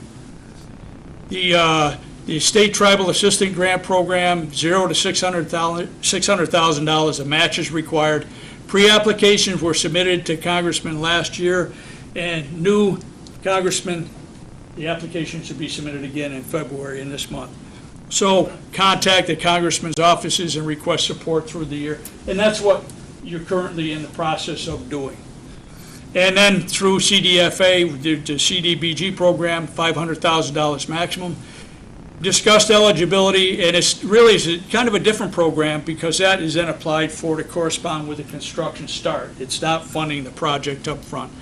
And consider requesting a local income survey to be performed because that's part of what's required in order to be eligible for that program. So, taking all that information together, I know I've covered a lot of ground here, but trying to put this together, it's total schedule of activities of the total picture I've put together. Monitor activities of the coalition of grade bay discharges. And I would say that means see what this peer review does, see what the results of the activities of this coalition are. Continue to pursue potential funding efforts. I've just gone through that and the sources of funding that you should continue to pursue. Possibly obtain nitrogen permits from EPA by June 2011. That's not a guarantee, but from the meeting that we had with EPA in Boston, that looks like the time frame in which the permit would be issued. Negotiate an implementation schedule with EPA upon issuance of the permit. What EPA does essentially, if they give you a new permit that you can't reach right now, you immediately enter a negotiation to set up a schedule or time frame over which you can accomplish that. That's reference to the 8 to 10 year program that I mentioned. So that would be something you would want to do right away, is to get an implementation schedule negotiated once the permit is issued. You may want to or you may not want to consider possible phasing of the project to make this project more attractive and more potential for RD funding. That's a decision the town will have to make. Consider resubmitting the RD grant application once an approach has been decided upon. That approach again meaning phased or as one entire project. And then pursue a bond vote to qualify for project grant funding 2012. The reason that comes up is because these programs require you to have a bond vote in hand, a positive bond vote, before they will consider you eligible for funding. So that's a requirement, a prerequisite to get funding. And then you would perform a design in years 2012, 2013, begin construction 2013, 2014, and probably complete a plant somewhere in the range of 2015, 2016. So that's kind of a broad overview. What it says in the change from previous presentations in the kind of action plan that's been cited is, without knowing the discharge limitation, the town has decided to kind of put on the brakes a little bit and let's see what that discharge permit limit is before going too much further. In addition, let's see what we can get for funding now that we no longer are assured of the RD funding. So it's in kind of a put on the brakes for a while here, and let's see what happens before plowing full steam ahead. Any questions? I know I covered a lot of ground.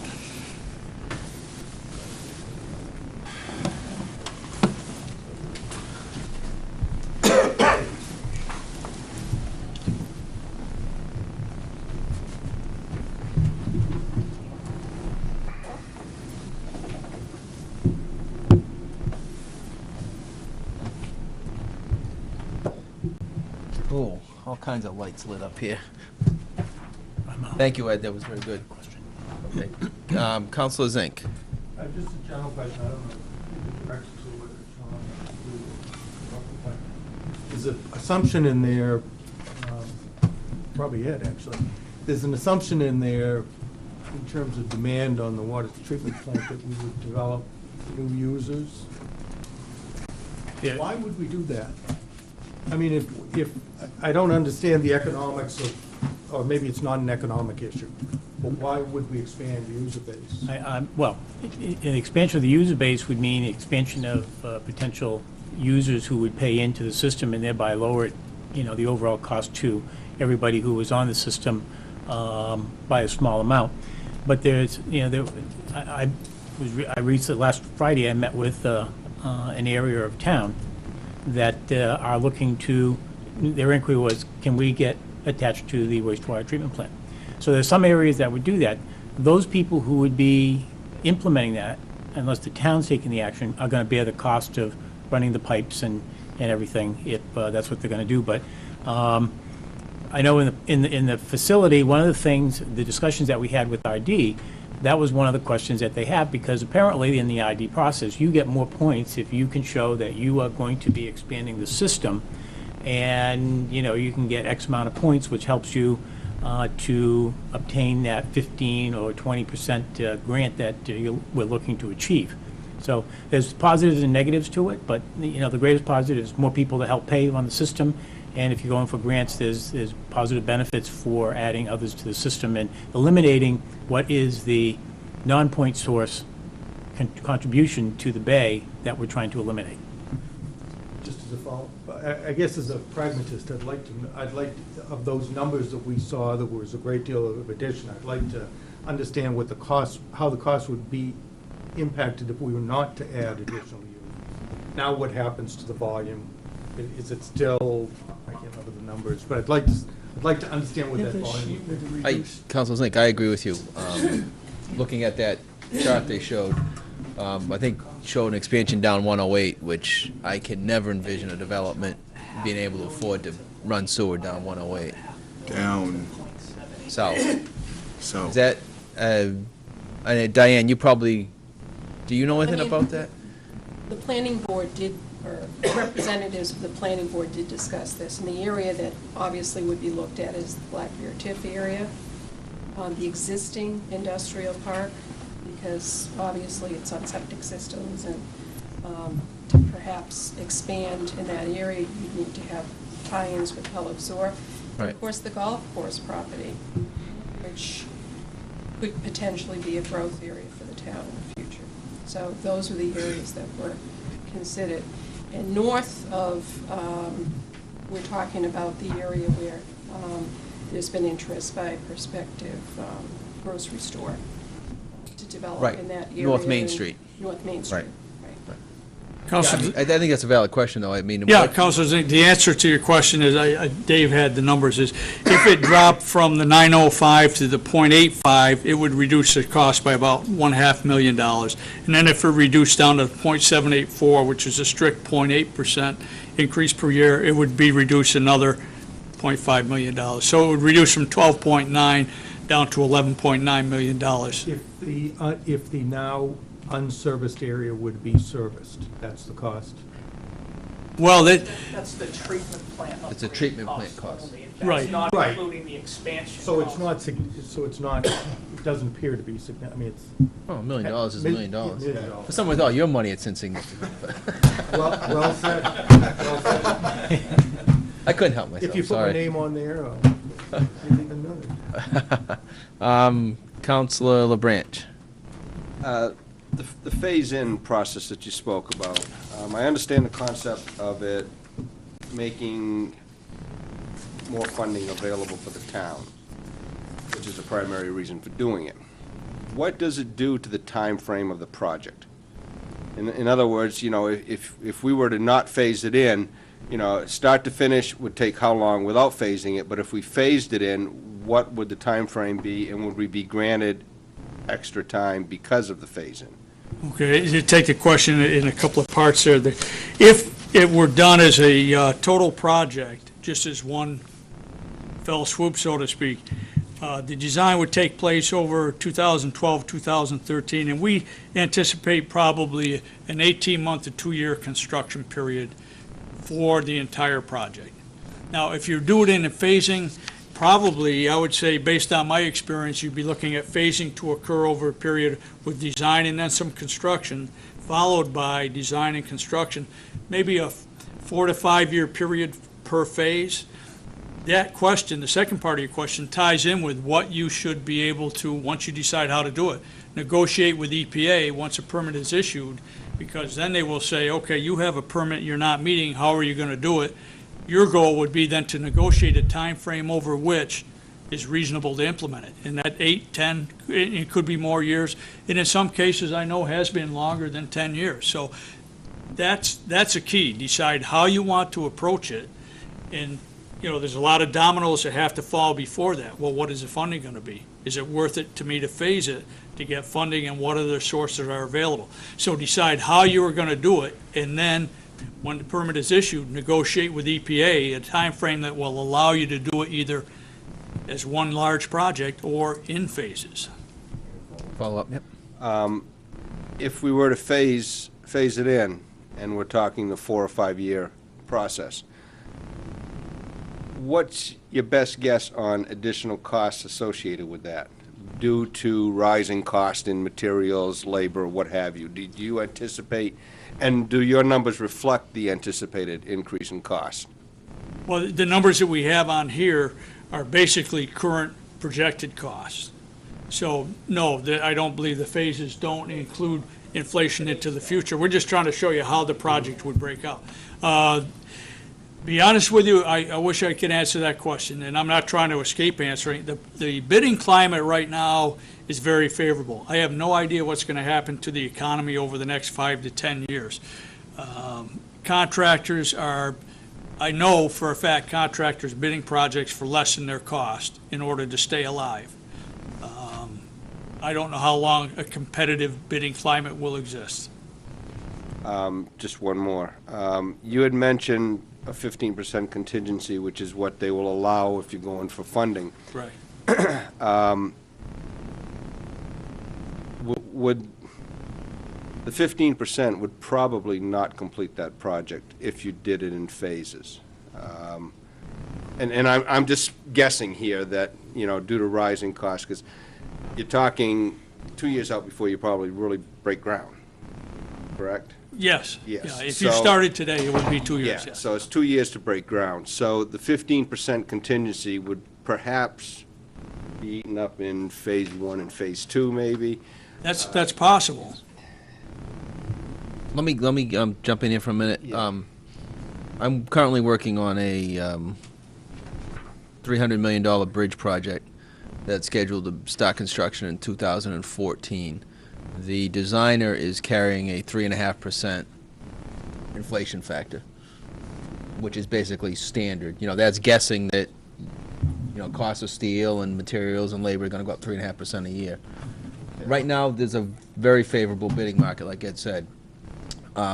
What we have to do is, if we wanted to phase the project, if you phase the project, what you save initially is the cost of financing. That's going to be offset by inflation costs and any other factors. So phasing a project of this magnitude, I think, would save very, very little money, because we may run up in a couple of years from now, if the economy gets good, we may end up with a year where we have 7 or 8% inflation.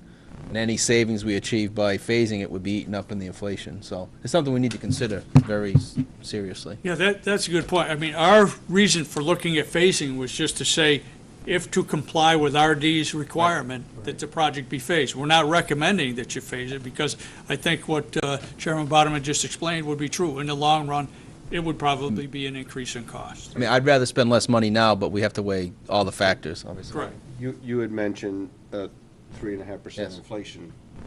Now, that's different from a contingency. That's Yes. correct. Do you have that factored into your? The inflation is not in there. No, we didn't go too far in the phasing program, because we don't know if that's what you want to do or not. Right. If you decided to do that, we could, put that in. But the contingency is really unforeseen conditions, because we don't really even have plans and specifications yet. There's not enough detail to know what might come up that we haven't seen at this level of evaluation. That slide that Ed showed where you showed the phasing, the things that occur 4 or 5 years from now, those are current dollars. Those would be, you'd have to add 15%, 10, 15, 20% to those to get, cost 5 years from now or 8 years from now. But the phasing is only to allow you to meet what RD said is the way they would want to see the program go. Yes, yep. Councilor Bergeron.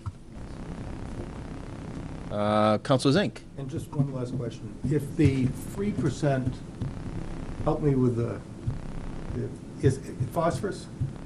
It's 3 milligrams per liter nitrogen, yes. If it would go from 3% to 8%, let's say the EPA looks favorably upon that consideration, what kind of impact would that have financially?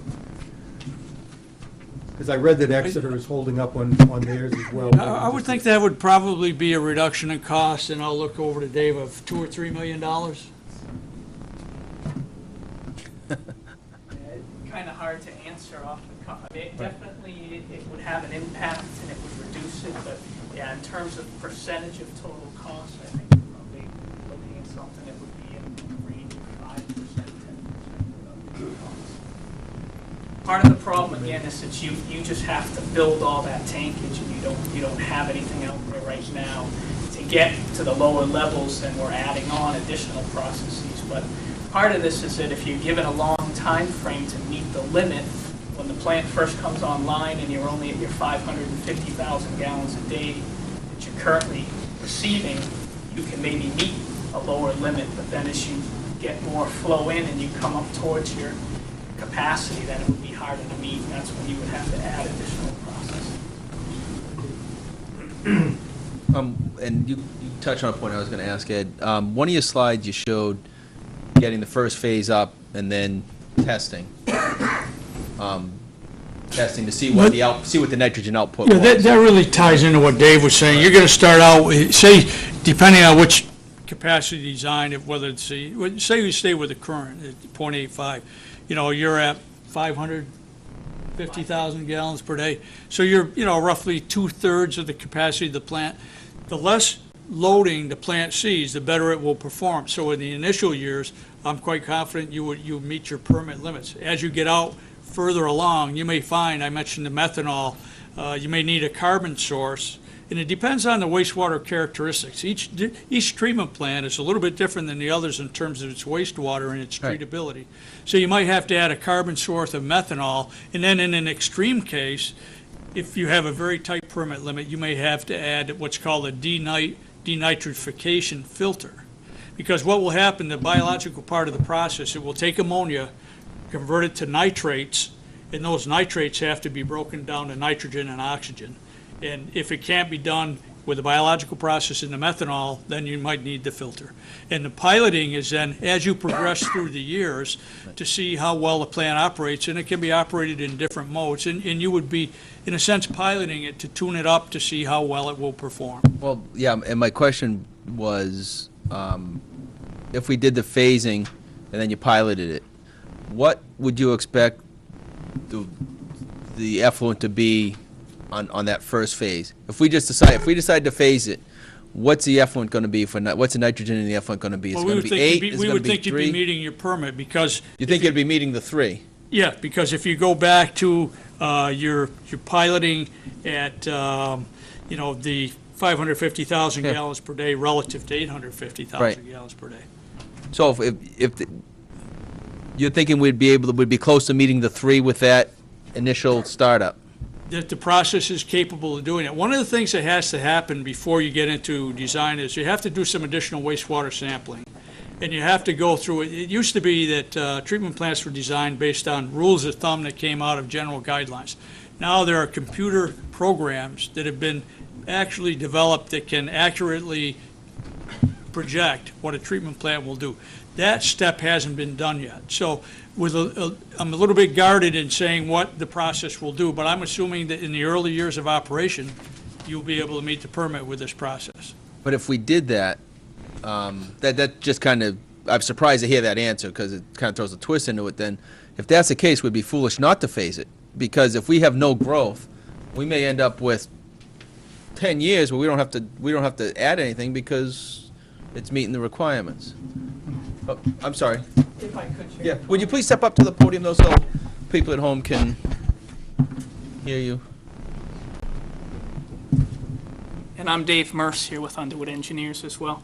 Chairman Bonneman, I just want to make sure that you and Ed were on the same page. I think you're asking what's the effluent going to be after the first phase of our three-phase program, and Ed, I think, was thinking it was after all three phases were done, where we then showed piloting.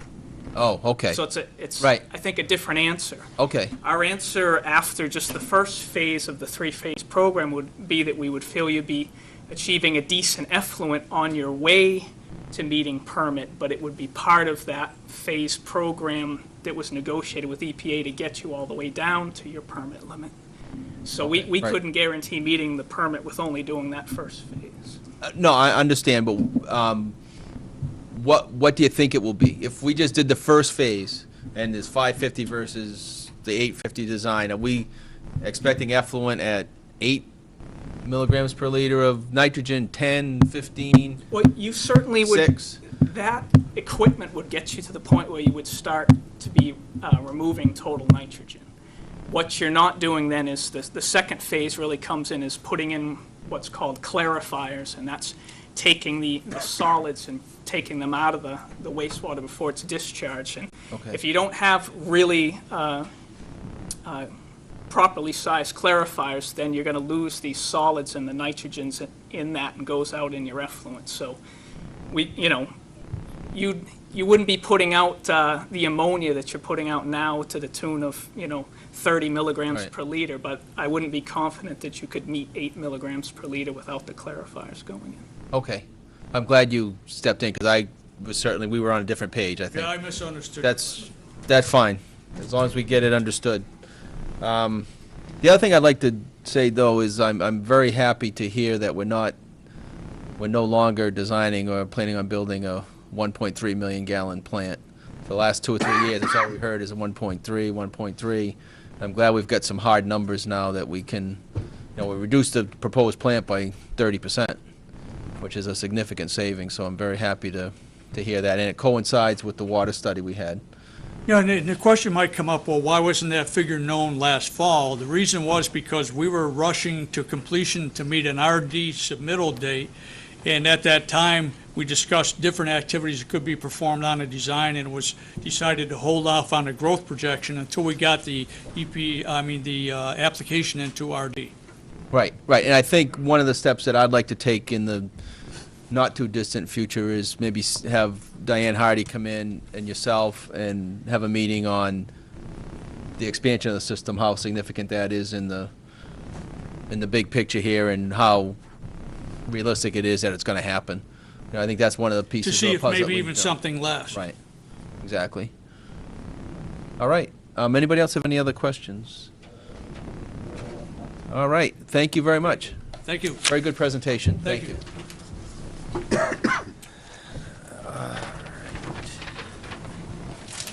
All right, well, we'll give Mr. Rushbrook a minute to get out of there. Someone else need this, or can I shut it down? I think you can shut it down. Hopefully we're done for the night with that.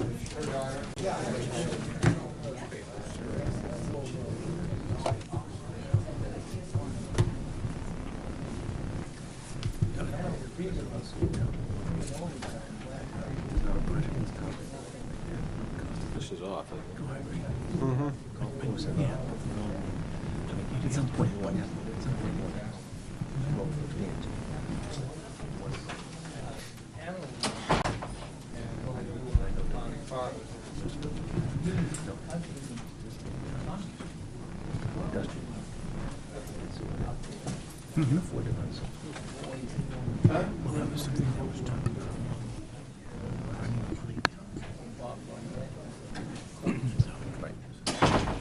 All right, we're going to Thank you. go on. Thank you. We're going to go on to item number 4, which is adoption of the Recreation Youth Program and Employee Conduct Policy. We have a policy in front of us that I think we've all reviewed a few times. Julie is here, I guess, in case we have any more questions about it. Does any councils have any more questions? Council Bentley? Just the last sentence says, this policy will be provided to all employees into all rec department personnel. All town employees? Even though it directly talks about youth. Right, but we changed it to be applicable to, we changed it to be applicable to all town employees. So that actually may need to be stricken from the final version. That last, all recreation, it should just be all town employees. If that's, Does that answer your question, Council Bentley? I guess I don't know when 99% of any other town employees would have too deep leadership or overnight sleep. I guess I was confused that it was. it was made applicable to all town employees at the direction of the town council. Yeah, I mean, I would I'm not think gonna get that, hung I up think on there's a very little chance that a lot of town employees would ever fall under this, but it'd be better to have them have it and not need it. That's my opinion. Councilor LeBranch. Make a motion that we adopt Town of Newmarket Youth Program Employee Conduct Policy and add it to the personnel book. Second. Motion's been made and seconded. Any discussion? Hearing none. Mr. Winowski, would you call the roll, please? Councilman Minuttelli? Aye. Council Bergeron? Council Zink? Aye. Council Bentley? Aye. Council LeBranch? Aye. Chairman Bodeman? Aye. Motion passes 6-0. Thank you, Julie. On to item number 5, which is presentation of petitions and resolutions. This is a technology storage CIP withdrawal. I will read the resolution. Town of Newmarket, New Hampshire, by Newmarket Town Council Resolution 2010-2011-12. Resolution relative to the withdrawal of $15,000 from the Telecommunications Capital Reserve Fund to make necessary infrastructure upgrades to the town's data communications network. Whereas there is a need to continue to provide data communication services to the employees of the town with a goal to benefit the citizens of the town. And whereas after submitting 3 requests for proposals, the lowest price quote came in at exactly $15,000. And whereas the IT director has provided the town council with a proposal that utilizes existing labor and the labor and expertise of consultants. And whereas the Telecommunications Capital Reserve Fund currently has a balance of $45,980. Now therefore be it resolved that the Town of Newmarket Town Council hereby authorizes the IT department to make the required upgrades to the town's data communication network at a cost not to exceed $15,000. Funding for this project to be provided from the Telecommunications Capital Reserve Fund. Given at the Newmarket Town Council Chambers, Newmarket, New Hampshire, this 9th day of February 2011. 8th? Mine says second. Yep. Yeah, mine does too, but that was because we postponed it week. from last week. So we'll amend that. Councilman Minuttelli. Make a motion to approve and adopt the resolution as amended. Second. Motion's made and seconded. Any discussion? Hearing none. Chairman, can I have a comment, please? Please come up to the podium. For the record, state your name and address. Neil Freeland, Lafayette Ave. A comment basically as chair of the CIP committee. I guess if you really look at the 2006 warrant article, you will find that the council has not been made agent of this fund, and the only way money can be reduced from this fund was through the warrant article at town meeting. This is one of the very few, I think it's only 2 capital reserve funds where the council are not agents of the fund, just like basically the school one. If you look at the warrant article, you'll find that this is one that the council is not an agent of the fund. Therefore, money has to be withdrawn through a warrant article. Thank you. So what you're saying is we can't do this? That's right.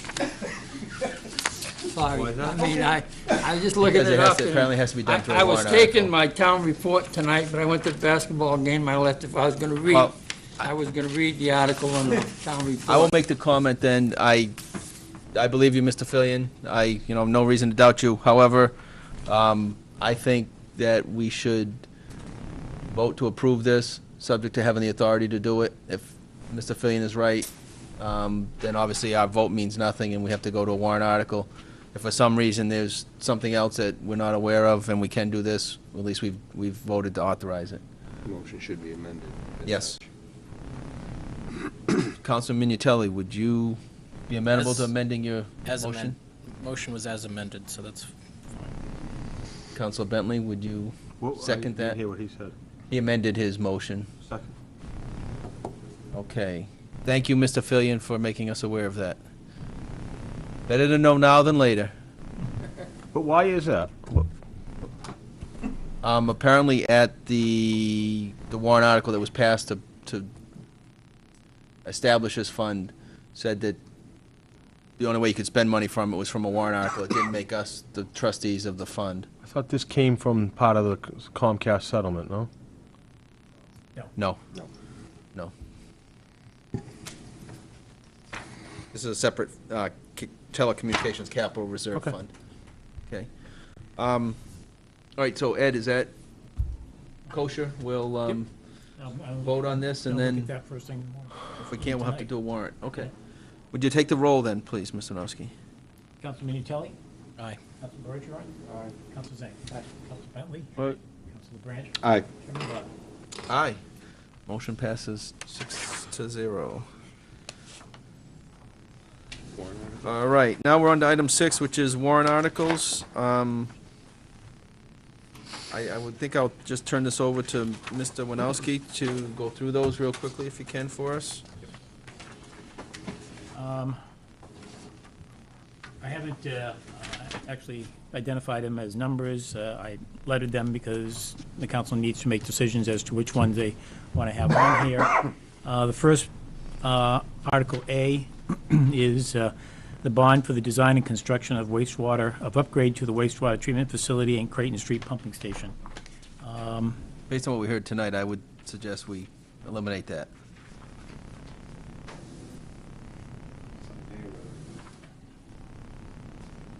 Excuse me?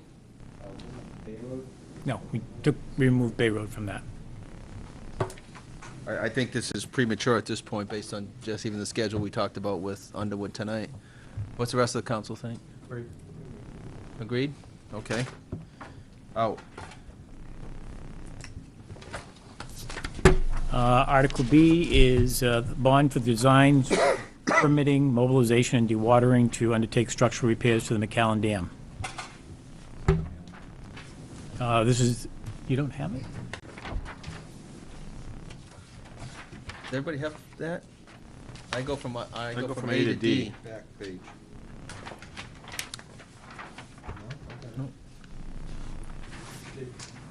I go from A to D. I go to A to D, E, F, G, H, I. Wow.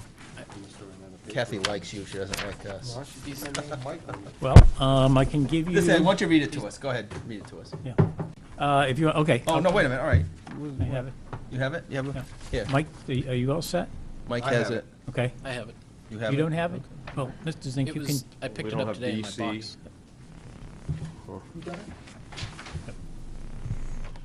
Okay.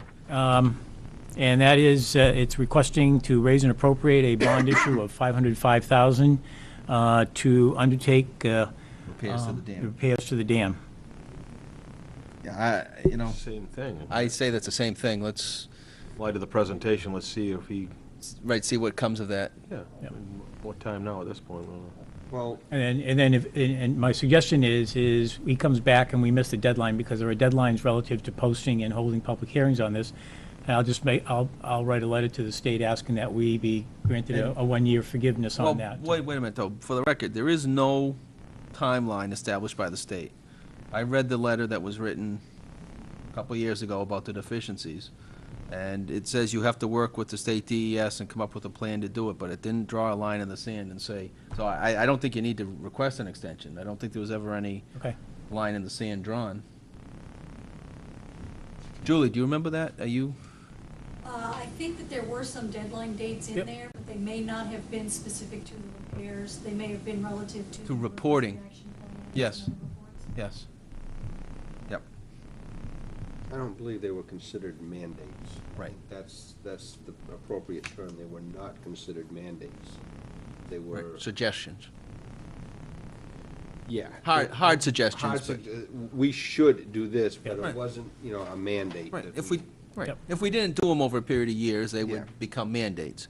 I agree with that. Is there any safety issue or associated with any? Not No. from the report we had from the engineer, that structurally it's fine, there's some leaks, some things like that. And just to go back in time a little bit on this, doesn't this also require individual property owners Yes. doing?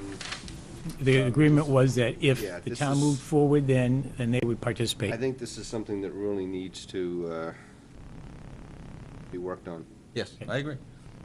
So could you Okay, so, eliminate? so that one's out. Article, Might as well do that one, do eliminate C too. C is a Article C. bond for the development of the Macintosh well to. No, No, C is operating budget. No, C is bond for the development of the Macintosh I well. moved things around on you. yeah, we got issues. You give me enough pages. I you got should put D them in the right operating. order. I Which got one? D operating budget, and C is bond for development of Macintosh well. Okay. We get different copies. This is, I spoke with Sean about this, asked him what the cost is. This is the cost to run the pipe from the well to Hershey Lane, Durrell Woods. Cost of implementing a fix and looking at a purchase of property and construction of a building for whatever the treatment is going to be at that location. Obviously, where the council hasn't chosen the means of construction, we would only bond, the maximum that we would bond would be $303 million.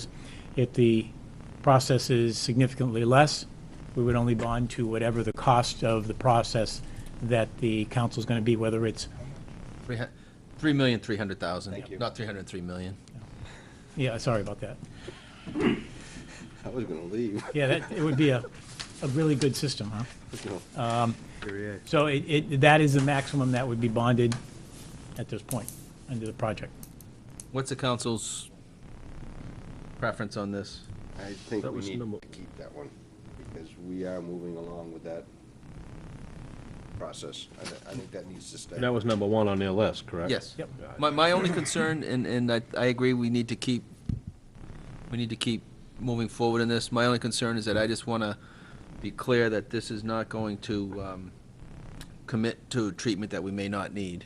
This would give us everything we think we need to do, but there's still some discussion out there about what treatment, if any, we need to do for this water. Right, but if we're gonna bond the 3 million, We'll we get don't it have to back. spend. the That's what I'm 3 saying, that's That what I'm is saying. absolutely correct. I just want to make sure it's Yeah. clear that, some of this money, a lot of this money isn't going to get spent until the council gives direction on what we're going to do. Correct. But this would give us the money to do what we think the worst-case scenario is.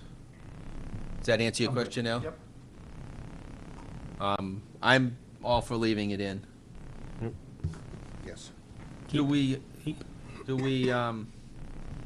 put on these, at the bottom of these, do we put what the We should probably. effect is on the tax rate? Well, no, but we should take a vote on these because they want the Oh, tallies of the yes, votes. okay. Yep. Okay. So, Article C, whatever number it will be for the warrant for the Macintosh well, Ed, would you just call the roll on that? We'll Sure. Councilman Uteli? Aye. Council Bergeron? Aye. Council Zink? Aye. Council Bentley? Aye. Council LeBranch? Aye. Chairman Bodeman? Aye. Motion passes 6-0. And I don't know whether it's appropriate. I get confused back and forth. Can we put what the effect on the tax rate is? Well, Oh, this given that it's a a water bonded thing. issue, well, no, because it's a bonding issue, there's no effect on the tax rate because it's a wash. We're going to show $3.3 million on the appropriation side and $3.3 million on the revenue side. It's not until the town begins to pay back the bond issue or the amount that it bonds, is there going to be an effect on the tax rate. But So in this the will be- First year, there's no effect, it's zero.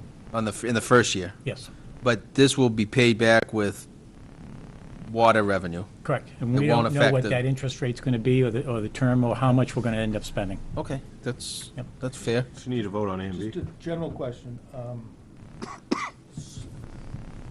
I should know the answer, but the water users are gonna end up paying this, not the town, but the town votes Yes. on whether the water users. Yeah. Yes, the only way the town doesn't vote on it is if you have a separate water district established, which Newmarket doesn't have. Right. So the whole town votes on what affects only a small percentage of people. Oh, okay, thanks. Right, Leo?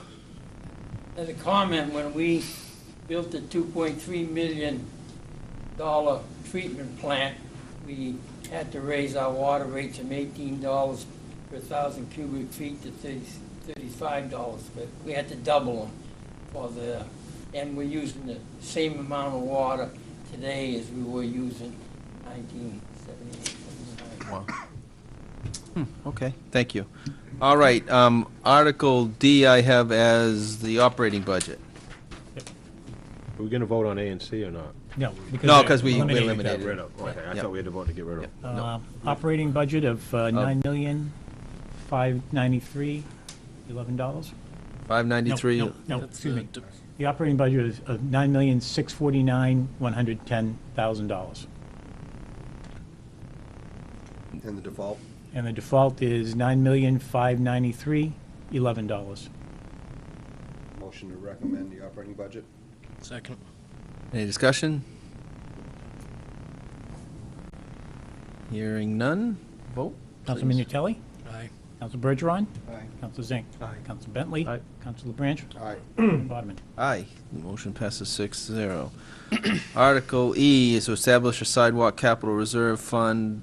This is funded at $50,000. And I need to include in there and to make the council the agents to expend. And this was as we've discussed over the last year about establishing a program for doing sidewalks in town, setting money aside for future sidewalks. Councilman Nutelli. Motion to approve Article E. Second.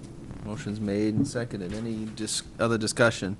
Now, this is in addition to, at this point in time, we have $80,000 budgeted for this year. Correct. For next year for completion of the sidewalks in front of the high school. Correct. On Elm Street. But none of this money would be. No, used in that any way. 80,000 is separate. This would be used, start Future. to set money aside for other areas in town that need sidewalks. Yes. All right, any other discussion? Ms. Winowski, call the roll, please. Councilman Nutelli? Aye. Council Bergeron? Aye. Council Zink? Council Bentley? Aye. Council LeBranch? Aye. Chairman Bodman? Aye, motion passes 6-0. Article F is to establish a downtown TIF capital reserve fund. And if I remember Go ahead. right, this is so we can, a mechanism we need to pay off the bond without leaving all the additional money in the TIF. Correct. We would take this, be able to pay out the balance of the years to 2023, I think it is, and afford the opportunity to make the TIF district go away. But so That's this- what the council wishes to do. Right, this is because we can't legally establish a sinking fund, Correct. and this is no new money. This is just. That's this is money just that's- an accounting Right. movement, Yep. if you will. And the RSA 35:15 Roman 3 is the citation. Okay. Councilman Nutelli? Motion to approve Article F. Second. Motion made second. Council LeBranch? Just a question. I know originally when we talked about utilizing some of the downtown TIF funds, we mentioned that we wanted to keep funding in there for necessary upgrades, repairs as it goes along. Will this do that, or will we need to start budgeting for that? My recommendation would be that the way that we've left a portion of the TIF on the books, so that way money could come back for particular purposes. I'm thinking one long-term one, that's about $50,000, is the Water Street boat ramp. We haven't talked about that, and probably in next year's budget, we may want to look at funding that and getting it done, because the rate that the Fish and Game is going, we'll probably never see it in our lifetime. And so we can leave a certain amount of money that would guarantee that we get at least $50,000 out of the TIF district, with the rest of it being swept into the base of the assessed value of the community. Did you answer the question? Yeah. There's enough money in there for maintenance? Yes. Okay. Yep. Go ahead. So we'd leave this does not extinguish the fund? No, this doesn't extinguish a fund. It takes, at the current time, we have about $1.3 million in surplus of tax revenue that's been collected that hasn't been used, sitting in the downtown TIF surplus fund, fund balance, I should say. So what we intend to do is to take $1,056,117, which is the balance of the bonds that need to be paid, principal and interest, going forward until 2023, I think it is. And the rest of that money can either be swept into as revenue to reduce tax rates, or it can be left there for other purposes. Great, thank you. In addition to it, the council voted a while ago that I think it's $30+ million is removed from the downtown TIF valuation and put into the general valuation to reduce taxes. Thanks. Councilor LaBranch. Just so I'm clear on this, we're going to take, or the town, if the town votes this in, the town will take $1,056,000 and put it in a capital reserve fund. Correct. And at that point, there will no longer need to be any additional TIF funds going into that account, correct? Correct. So how do we maintain? If we're taking Well, just enough to pay the bond, how do we maintain or take care of the boat ramp? We would have to start budgeting that.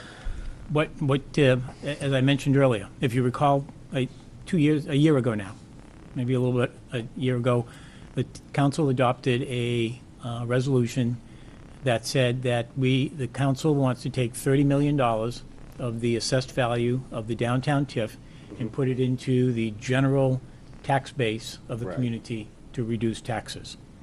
We left, I think it was about, I want to say, $5 million of assessed value still remains within the TIF district.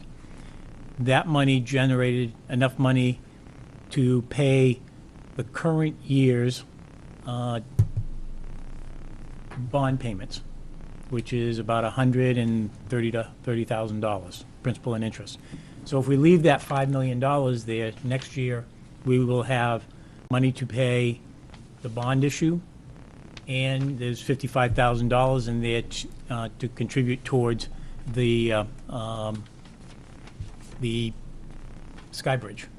So there would be sufficient funds coming in that can be used on an annual basis for, it could be used as for the boat ramp, or it can be used, well, we want to buy some new trees because we have one that's dying again. So we could do that. There would be some funds available for that. We wouldn't wipe it out completely. All we're doing is transferring the surplus funds that have accrued since the TIF has been established to establish a capital reserve fund for the purposes of paying off the long-term debt. So even if if it goes away, the entire TIF district goes away, the general community is not paying for something that the TIF district would be paying for. That didn't answer your question. Well, maybe I'm probably just not functioning right here, but the way I understand it is we're doing this on a one-time situation, just like we did last year where we took the excess properties that we no longer needed to maintain in the TIF to help reduce the tax rate. So we're doing this one time. Yes.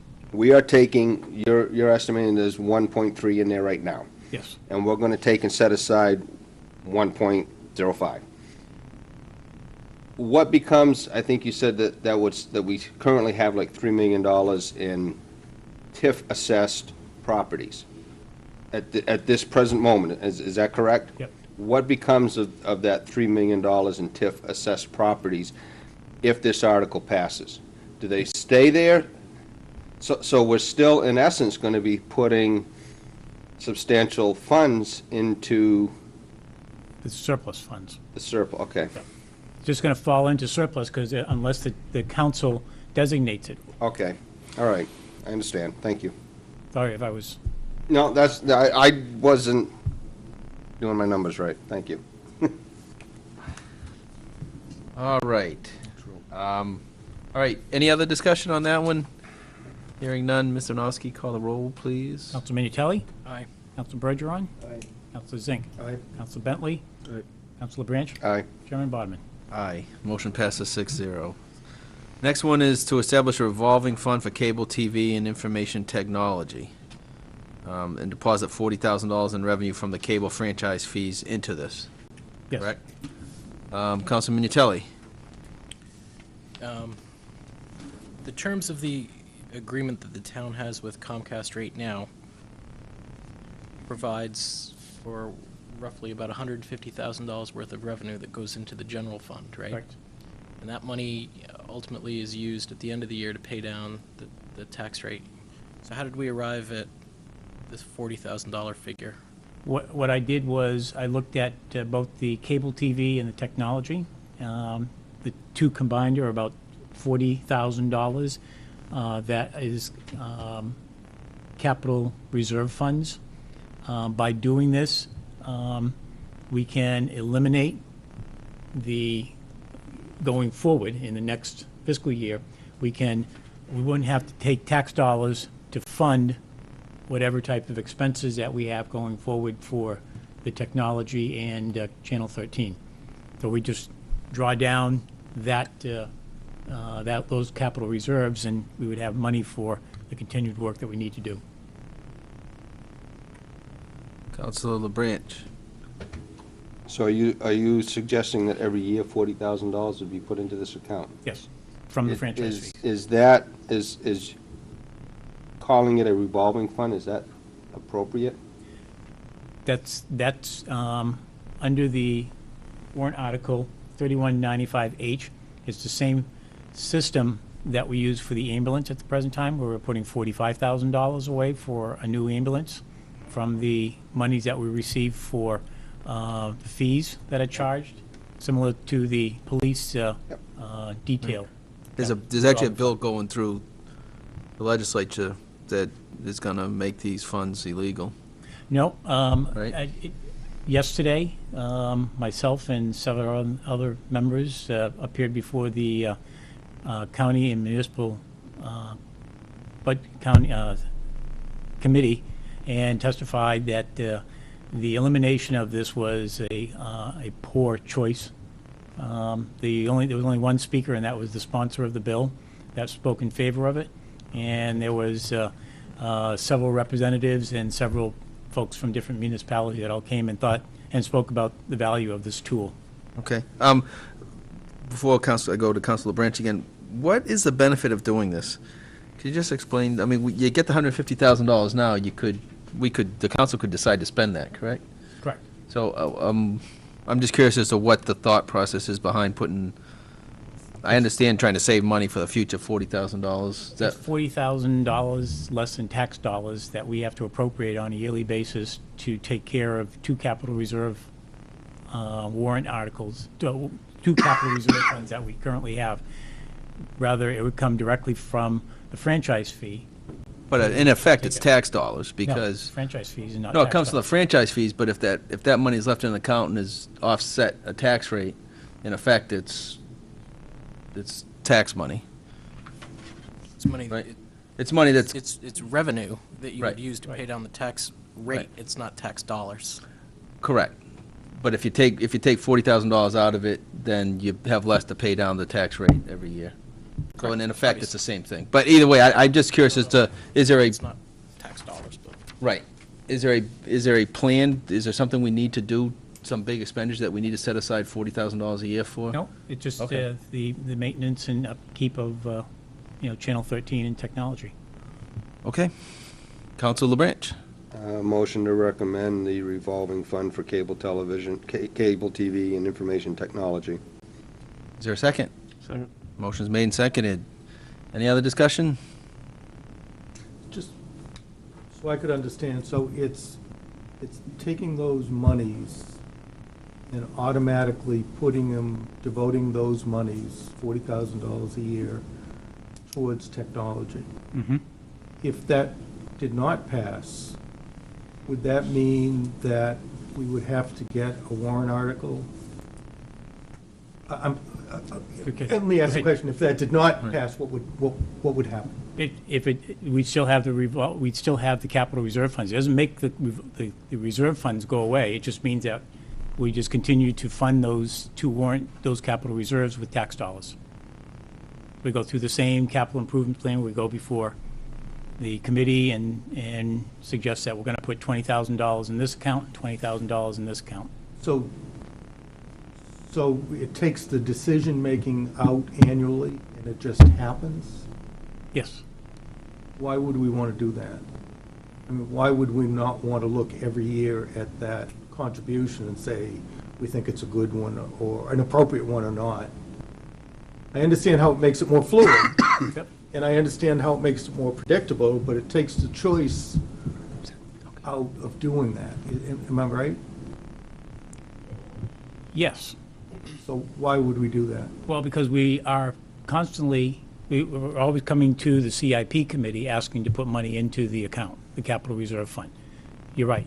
You're going to look at it, and the 6-year fund has $20,000 in each of those two funds going in, which are tax dollars. Here, it's just like, as I said, with the ambulance. We're taking money from a source, a fee source, and in this case, the franchise fees, and allocating $40,000 towards this fund to be able to make the types of purchases that we need to keep the information technology and Channel 13 moving forward. One follow-up question. I understand it in the case of the ambulance fund because there's a predictability to it. We say we're going to replace the ambulance every 8 years. A new ambulance is going to cost this. So we have the facts before us to understand why we're doing it. I'm not in favor of just building that fund up without input from people as to what we're going to do with that money. And that's your choice. I saw it was an opportunity to remove charging a tax dollar to one where we have a fee that we know grows every single year because we know that your cable bill grows every single 6 months. So, so I looked at that and I said, well, I'll put it before the council and see how they want to do it. If the council says no, it just goes away. Doesn't mean that in the future we can't come back and revisit it and say, let's put it back on again. Okay. So. Thank you. Okay, Councilor Branch? Ed, why would we not make this a CIP fund? Whereas then the CIP committee could take a look and see what the balance of the fund was, and if they would wish to add additional funding on a yearly basis, as we do with the fire trucks and everything else. Why would we not want to perhaps go that route instead of a revolving fund? Where with a revolving fund, and I understand what you're saying with the ambulance, yes, we know that we're going to buy a new ambulance. An ambulance is in service for 10 years, it gets replaced. So we're basically buying an ambulance every 5 years. And we know roughly what the cost is, so we're able to designate that funding, and that's worked out very well to this point. But I guess my question is, why would we want to put, and I think it probably piggybacks a little bit on what Councilor Zink was saying, why would we want to say we're going to put $40,000 every year when in lean times we may not want to put that 40? We may want to, forego a year or say, well, geez, there's $60,000 in there now. We haven't really expended any money. Could this be changed to a CIP fund?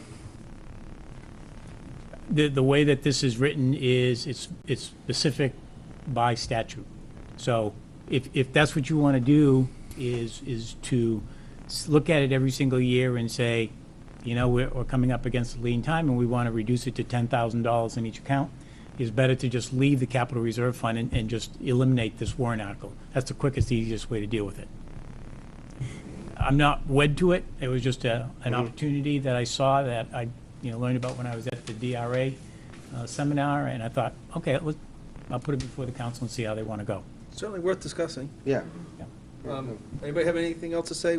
No, we'll take a vote on it. Or having discussed it a little bit further, I will not be supporting this one, and I believe I'm the one that made the motion, so I just want to be clear that going into this, after the discussion, I can't support this one right now. Okay. Mr. Ross, you want to call the roll on it? Seems we have a motion. Councilman Uteli. Aye. Counsel Bergeron. Nay. Counsel Zink. Counsel Bentley. Aye. I'll skip Counsel LeBranch. No, Counsel LeBranch. Nay. Chairman Bodman. Nay. 2 to 4? 4 to 2 it was defeated? Yep. Or two defeated, so it's not, it's not. So it's not on the, I'll not on just the ballot. take it off. Well, I mean, in theory, you can leave it on, but it's not recommended by the council. Yeah, the one thing that I was always told that if the council is not supporting something, you don't put it on. Okay. All right, the next one is road improvements on Grant Road from the Piscassic River culvert to Fox Hollow. Yes. I absolutely say no on this one. I haven't seen any information on it. I know it's an area that floods all the time, but there's been no, as far as I haven't seen any engineering, any studies that show what impacts this will have for downriver flooding or upriver flooding or creating a dam that needs to be permitted through DES. I just don't think, I don't have enough information in front of me to say yes to this at this point. Short of that, Councilor Branch. I gotta think that the reason that this is on is due to some of the discussions that we've had with the Highway Public Safety That is Committee. correct. Which, just to give a little bit of history to the council, there's a sight distance problem there. However, it was approved by the planning board. It claims, the planning board says that it meets requirements when they approved it. And I can't support it because if we're going to do this, I think this is something we should be budgeting for, as opposed to making it a warrant article. Because quite honestly, I have to say, and no offense to the people at Fox Hollow, I met those people that day that we went there for a site walk and everything, and I understand the conditions, but I don't live at Fox Hollow, so why am I going to ask the town to spend $116,000? As, anyone else that doesn't live there, they're going to say, why? Same situation that we've had when we were discussing water issues. The ratepayers are the ones that are paying for the improvements, but, everybody gets a chance to vote, and I can't support this one right at this moment until we find out what's further down when and if we take a look at Ash Swamp Road. Right. I mean, I think it's all part of the same Yeah. picture. Councilor Zink. Two questions. One is just to help me understand why this is perceived as being just an issue for them. You said Fox Hollow. I don't even know what Fox Hollow is. But why did you identify it just as a problem for them? Yes, and to elaborate, technically, if you're heading out of town, trying to make a left-hand turn into Fox Hollow, you have a blind spot. You have to really go over the crest a little bit to get to the point where you can see if a vehicle is coming. The suggested way to fix it is to shave down the hill, build up the little bridge down there, and that would give more sight distance. You can also, coming out of Fox Hollow, if you're trying to go across, you have a blind spot for a split second of people heading into town. So there is a safety issue there, but based on planning board criteria, it met the sight distance. I think it technically meets the sight distance requirements, which for a road of that speed is probably 300 feet. You could probably see 300 feet in each direction. It's close. Yeah, but it's not there the is- ideal situation. The mistake was made by the planning board approving it without requiring the developer to upgrade the road. And at the time, they thought they didn't have the authority to do that, but there's also an area where, that's also the area where it floods. The low spot there floods, and I'm just not comfortable building anything up without getting the proper permits and design in place, because, you put it's easy to say put a bigger culvert in, but that just means more water goes downstream and you affect somebody downstream. Or if you build the road up, you back up more water behind it, you flood people on the other side. Nowadays, it's just not an easy thing to do. You need to really give it the proper thought, and this is something that wasn't on the radar screen until the till the Highway Safety Council Late summer. talked about it, yeah. I don't want to micromanage, because I don't know a damn thing about road safety, but is there something else can we put in a flashing light, or, I mean, is there something that you can do, I mean... It's been discussed. Okay, so I'll get It has been out of it. discussed, and potentially even making the entranceway a little bit wider, which would infringe to some extent on their drainage pond that they've got. But, there's other ways to do it, and, I would hate to, as the chairman has mentioned, I would hate to build that up, not knowing what it's going to affect further downstream at this point. I would also hate to have somebody hurt when there was something... Yeah. And I'm sure you folks are taking care of that. It's just a comment. I have a comment, because I was on a planning board and we approved that. You're the Basically, culprit. This issue was brought up when the planning board discussed as to, there was also a snow problem, or when the snow's up, we're not gonna see this, and basically, if we'd have done it at the time, the developer would have had to pay for this, and they were saying, we don't want to pay if the criteria doesn't require us to do this, and the planning board says, well, it meets the criteria, we can't really force them to do it, even though it was shaky.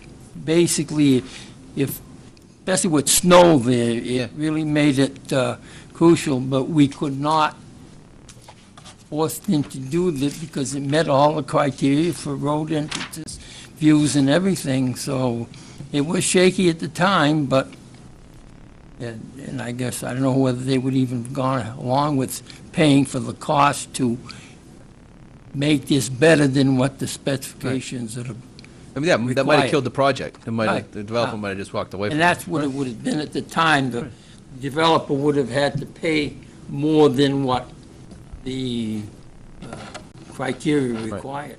Right. Counselor Bentley. No, forget it. Counselor LaBranch. Perhaps Mr. Winowski can verify the information I'm going to give, but it's my understanding that first, we have not accepted that road, the town, As far as I understand. Fox Hollow. Yep. Secondly, I believe there is still a, what do they refer to it, a bond? There is a bond that's still Outstanding. outstanding. So, I think that it's a situation that can be fixed. It probably would not be a bad idea for the council to actually do a site walk and see it themselves, since would be the ones that would authorize the expenditure. But, there are just a couple of other little hiccups there where there is some bond money there that the developers put up. All right, what's the council's preference on this? There hasn't been a motion made or anything, so you want to go for it or not? General consensus is no? Everybody? I couldn't support it right now, no. No?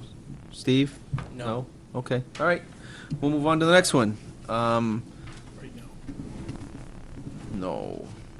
The next one is hydrologic model study for Ash Swamp Road. This is $50,000. For the record, I guess, this is something that I will support. This is, the drainage analysis that will give us the information to determine what improvements we can make on a road like Ash Swamp that will help prevent the flooding that's occurred downtown. It's money that we tried to spend from the contract that was left over with Underwood, but then we determined that we couldn't spend it because it was a new fiscal year or something like that.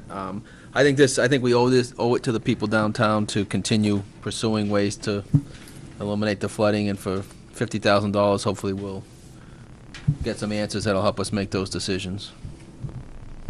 Counselor LaBranch. I make a motion to recommend that article. Second. Counselor Minutelli. Oh, that was... Oh, okay. Counselor LaBranch. Just, once again, if we do this, then we may have better solutions further upstream, which might help us rectify the Fox Hollow problem.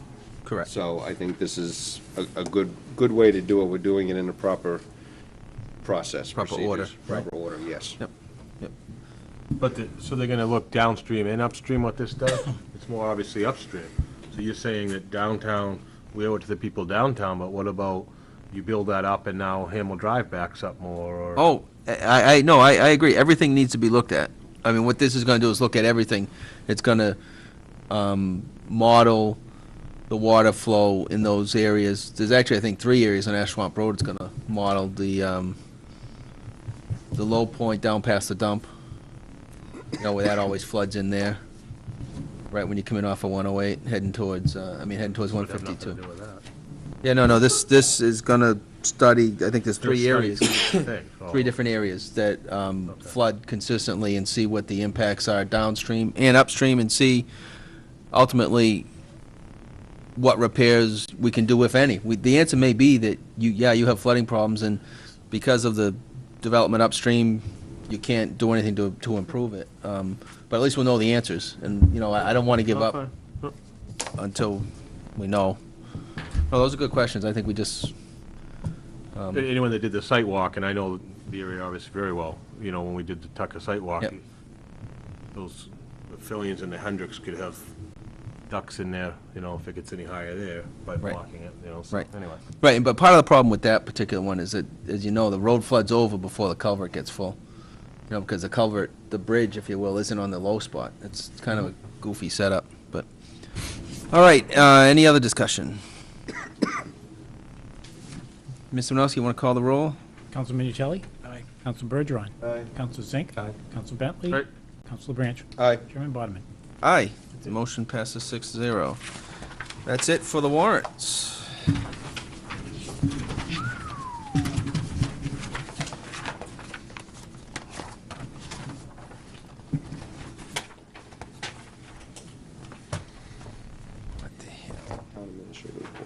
Next item is the Town Administrator's Report. I promise to be brief. The update on the Ransdell easement indicated that the road's been roughed in, although the crew is going to be leaving it because of the amount of snow and stuff. It's impacted their ability to complete the road, but they'll be coming in the spring to top dress it and clean it up. And they've begun to start working on the area by the water treatment tank for where the pad will go, and the shelter that they intend to put in addition to bringing a diver in to photograph the interior of the tank in the area where the wells are going to be placed when they put the antennas on. The Eagles property, it still remains.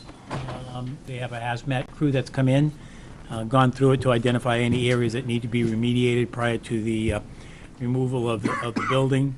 They are hoping to probably have something done the week of the 14th. I know that Underwood has been in touch with Chinburg relative to the wall at that area to make sure that it remains to be stable, otherwise it could undermine and we lose the new sidewalks that we have there. Have had a conversation with Superintendent Hayes. He informed me that the committee has been put together relative to reviewing the sort of memorandum of understanding for the use of the high school as a shelter. Indicated he will get back in touch with me on that regard. Have also had a conversation with people from the state emergency management on the generator, and playing telephone tag with the woman that I need to have that discussion with. She stopped in today, but it's the time I was meeting along with Sean Gregg and the Underwood folks with representatives from Senator Ayotte's office. The clock renovations are ongoing. The clock's been removed, and it's now at Graff's undergoing the necessary work. On the clock, do we have somebody that's actually from that committee that's kind of overseeing this? Yes, Bob Gaza. Okay. Yep. The old DPW, I've had a conversation with Bill Morgan. He's still interested in purchasing it. There's some discussion relative and not whether Mr. Morgan needs to go to the ZBA.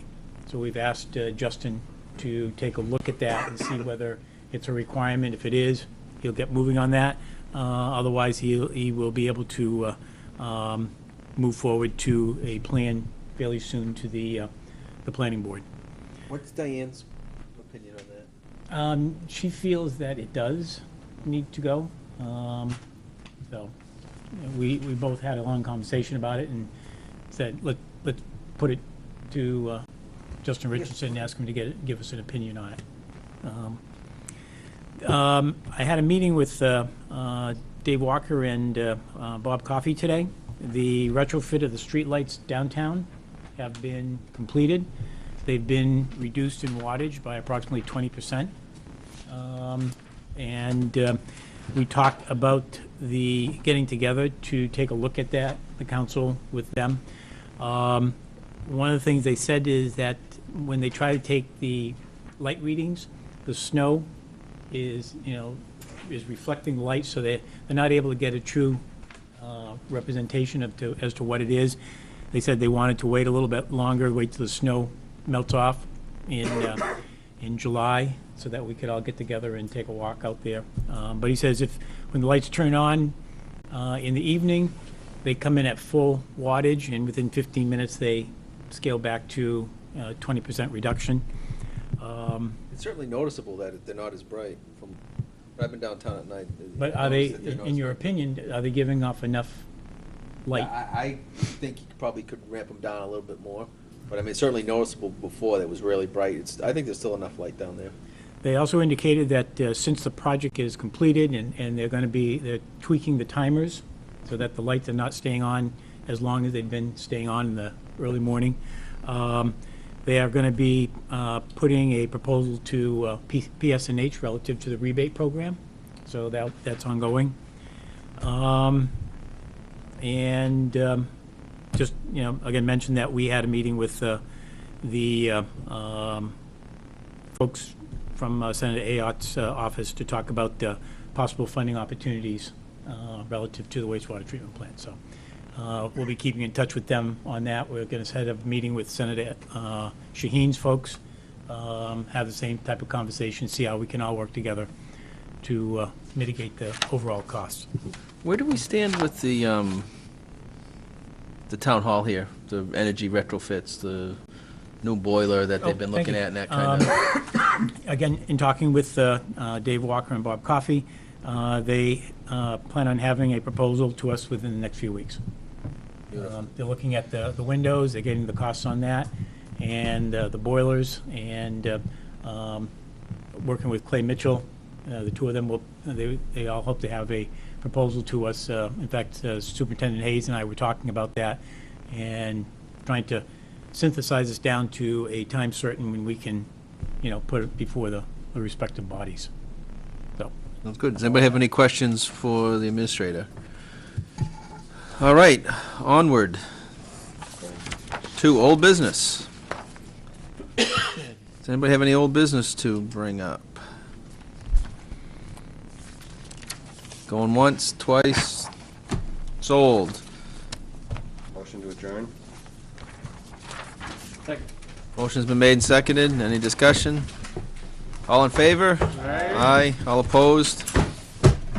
Thank you, councilors. Saturday? Yes.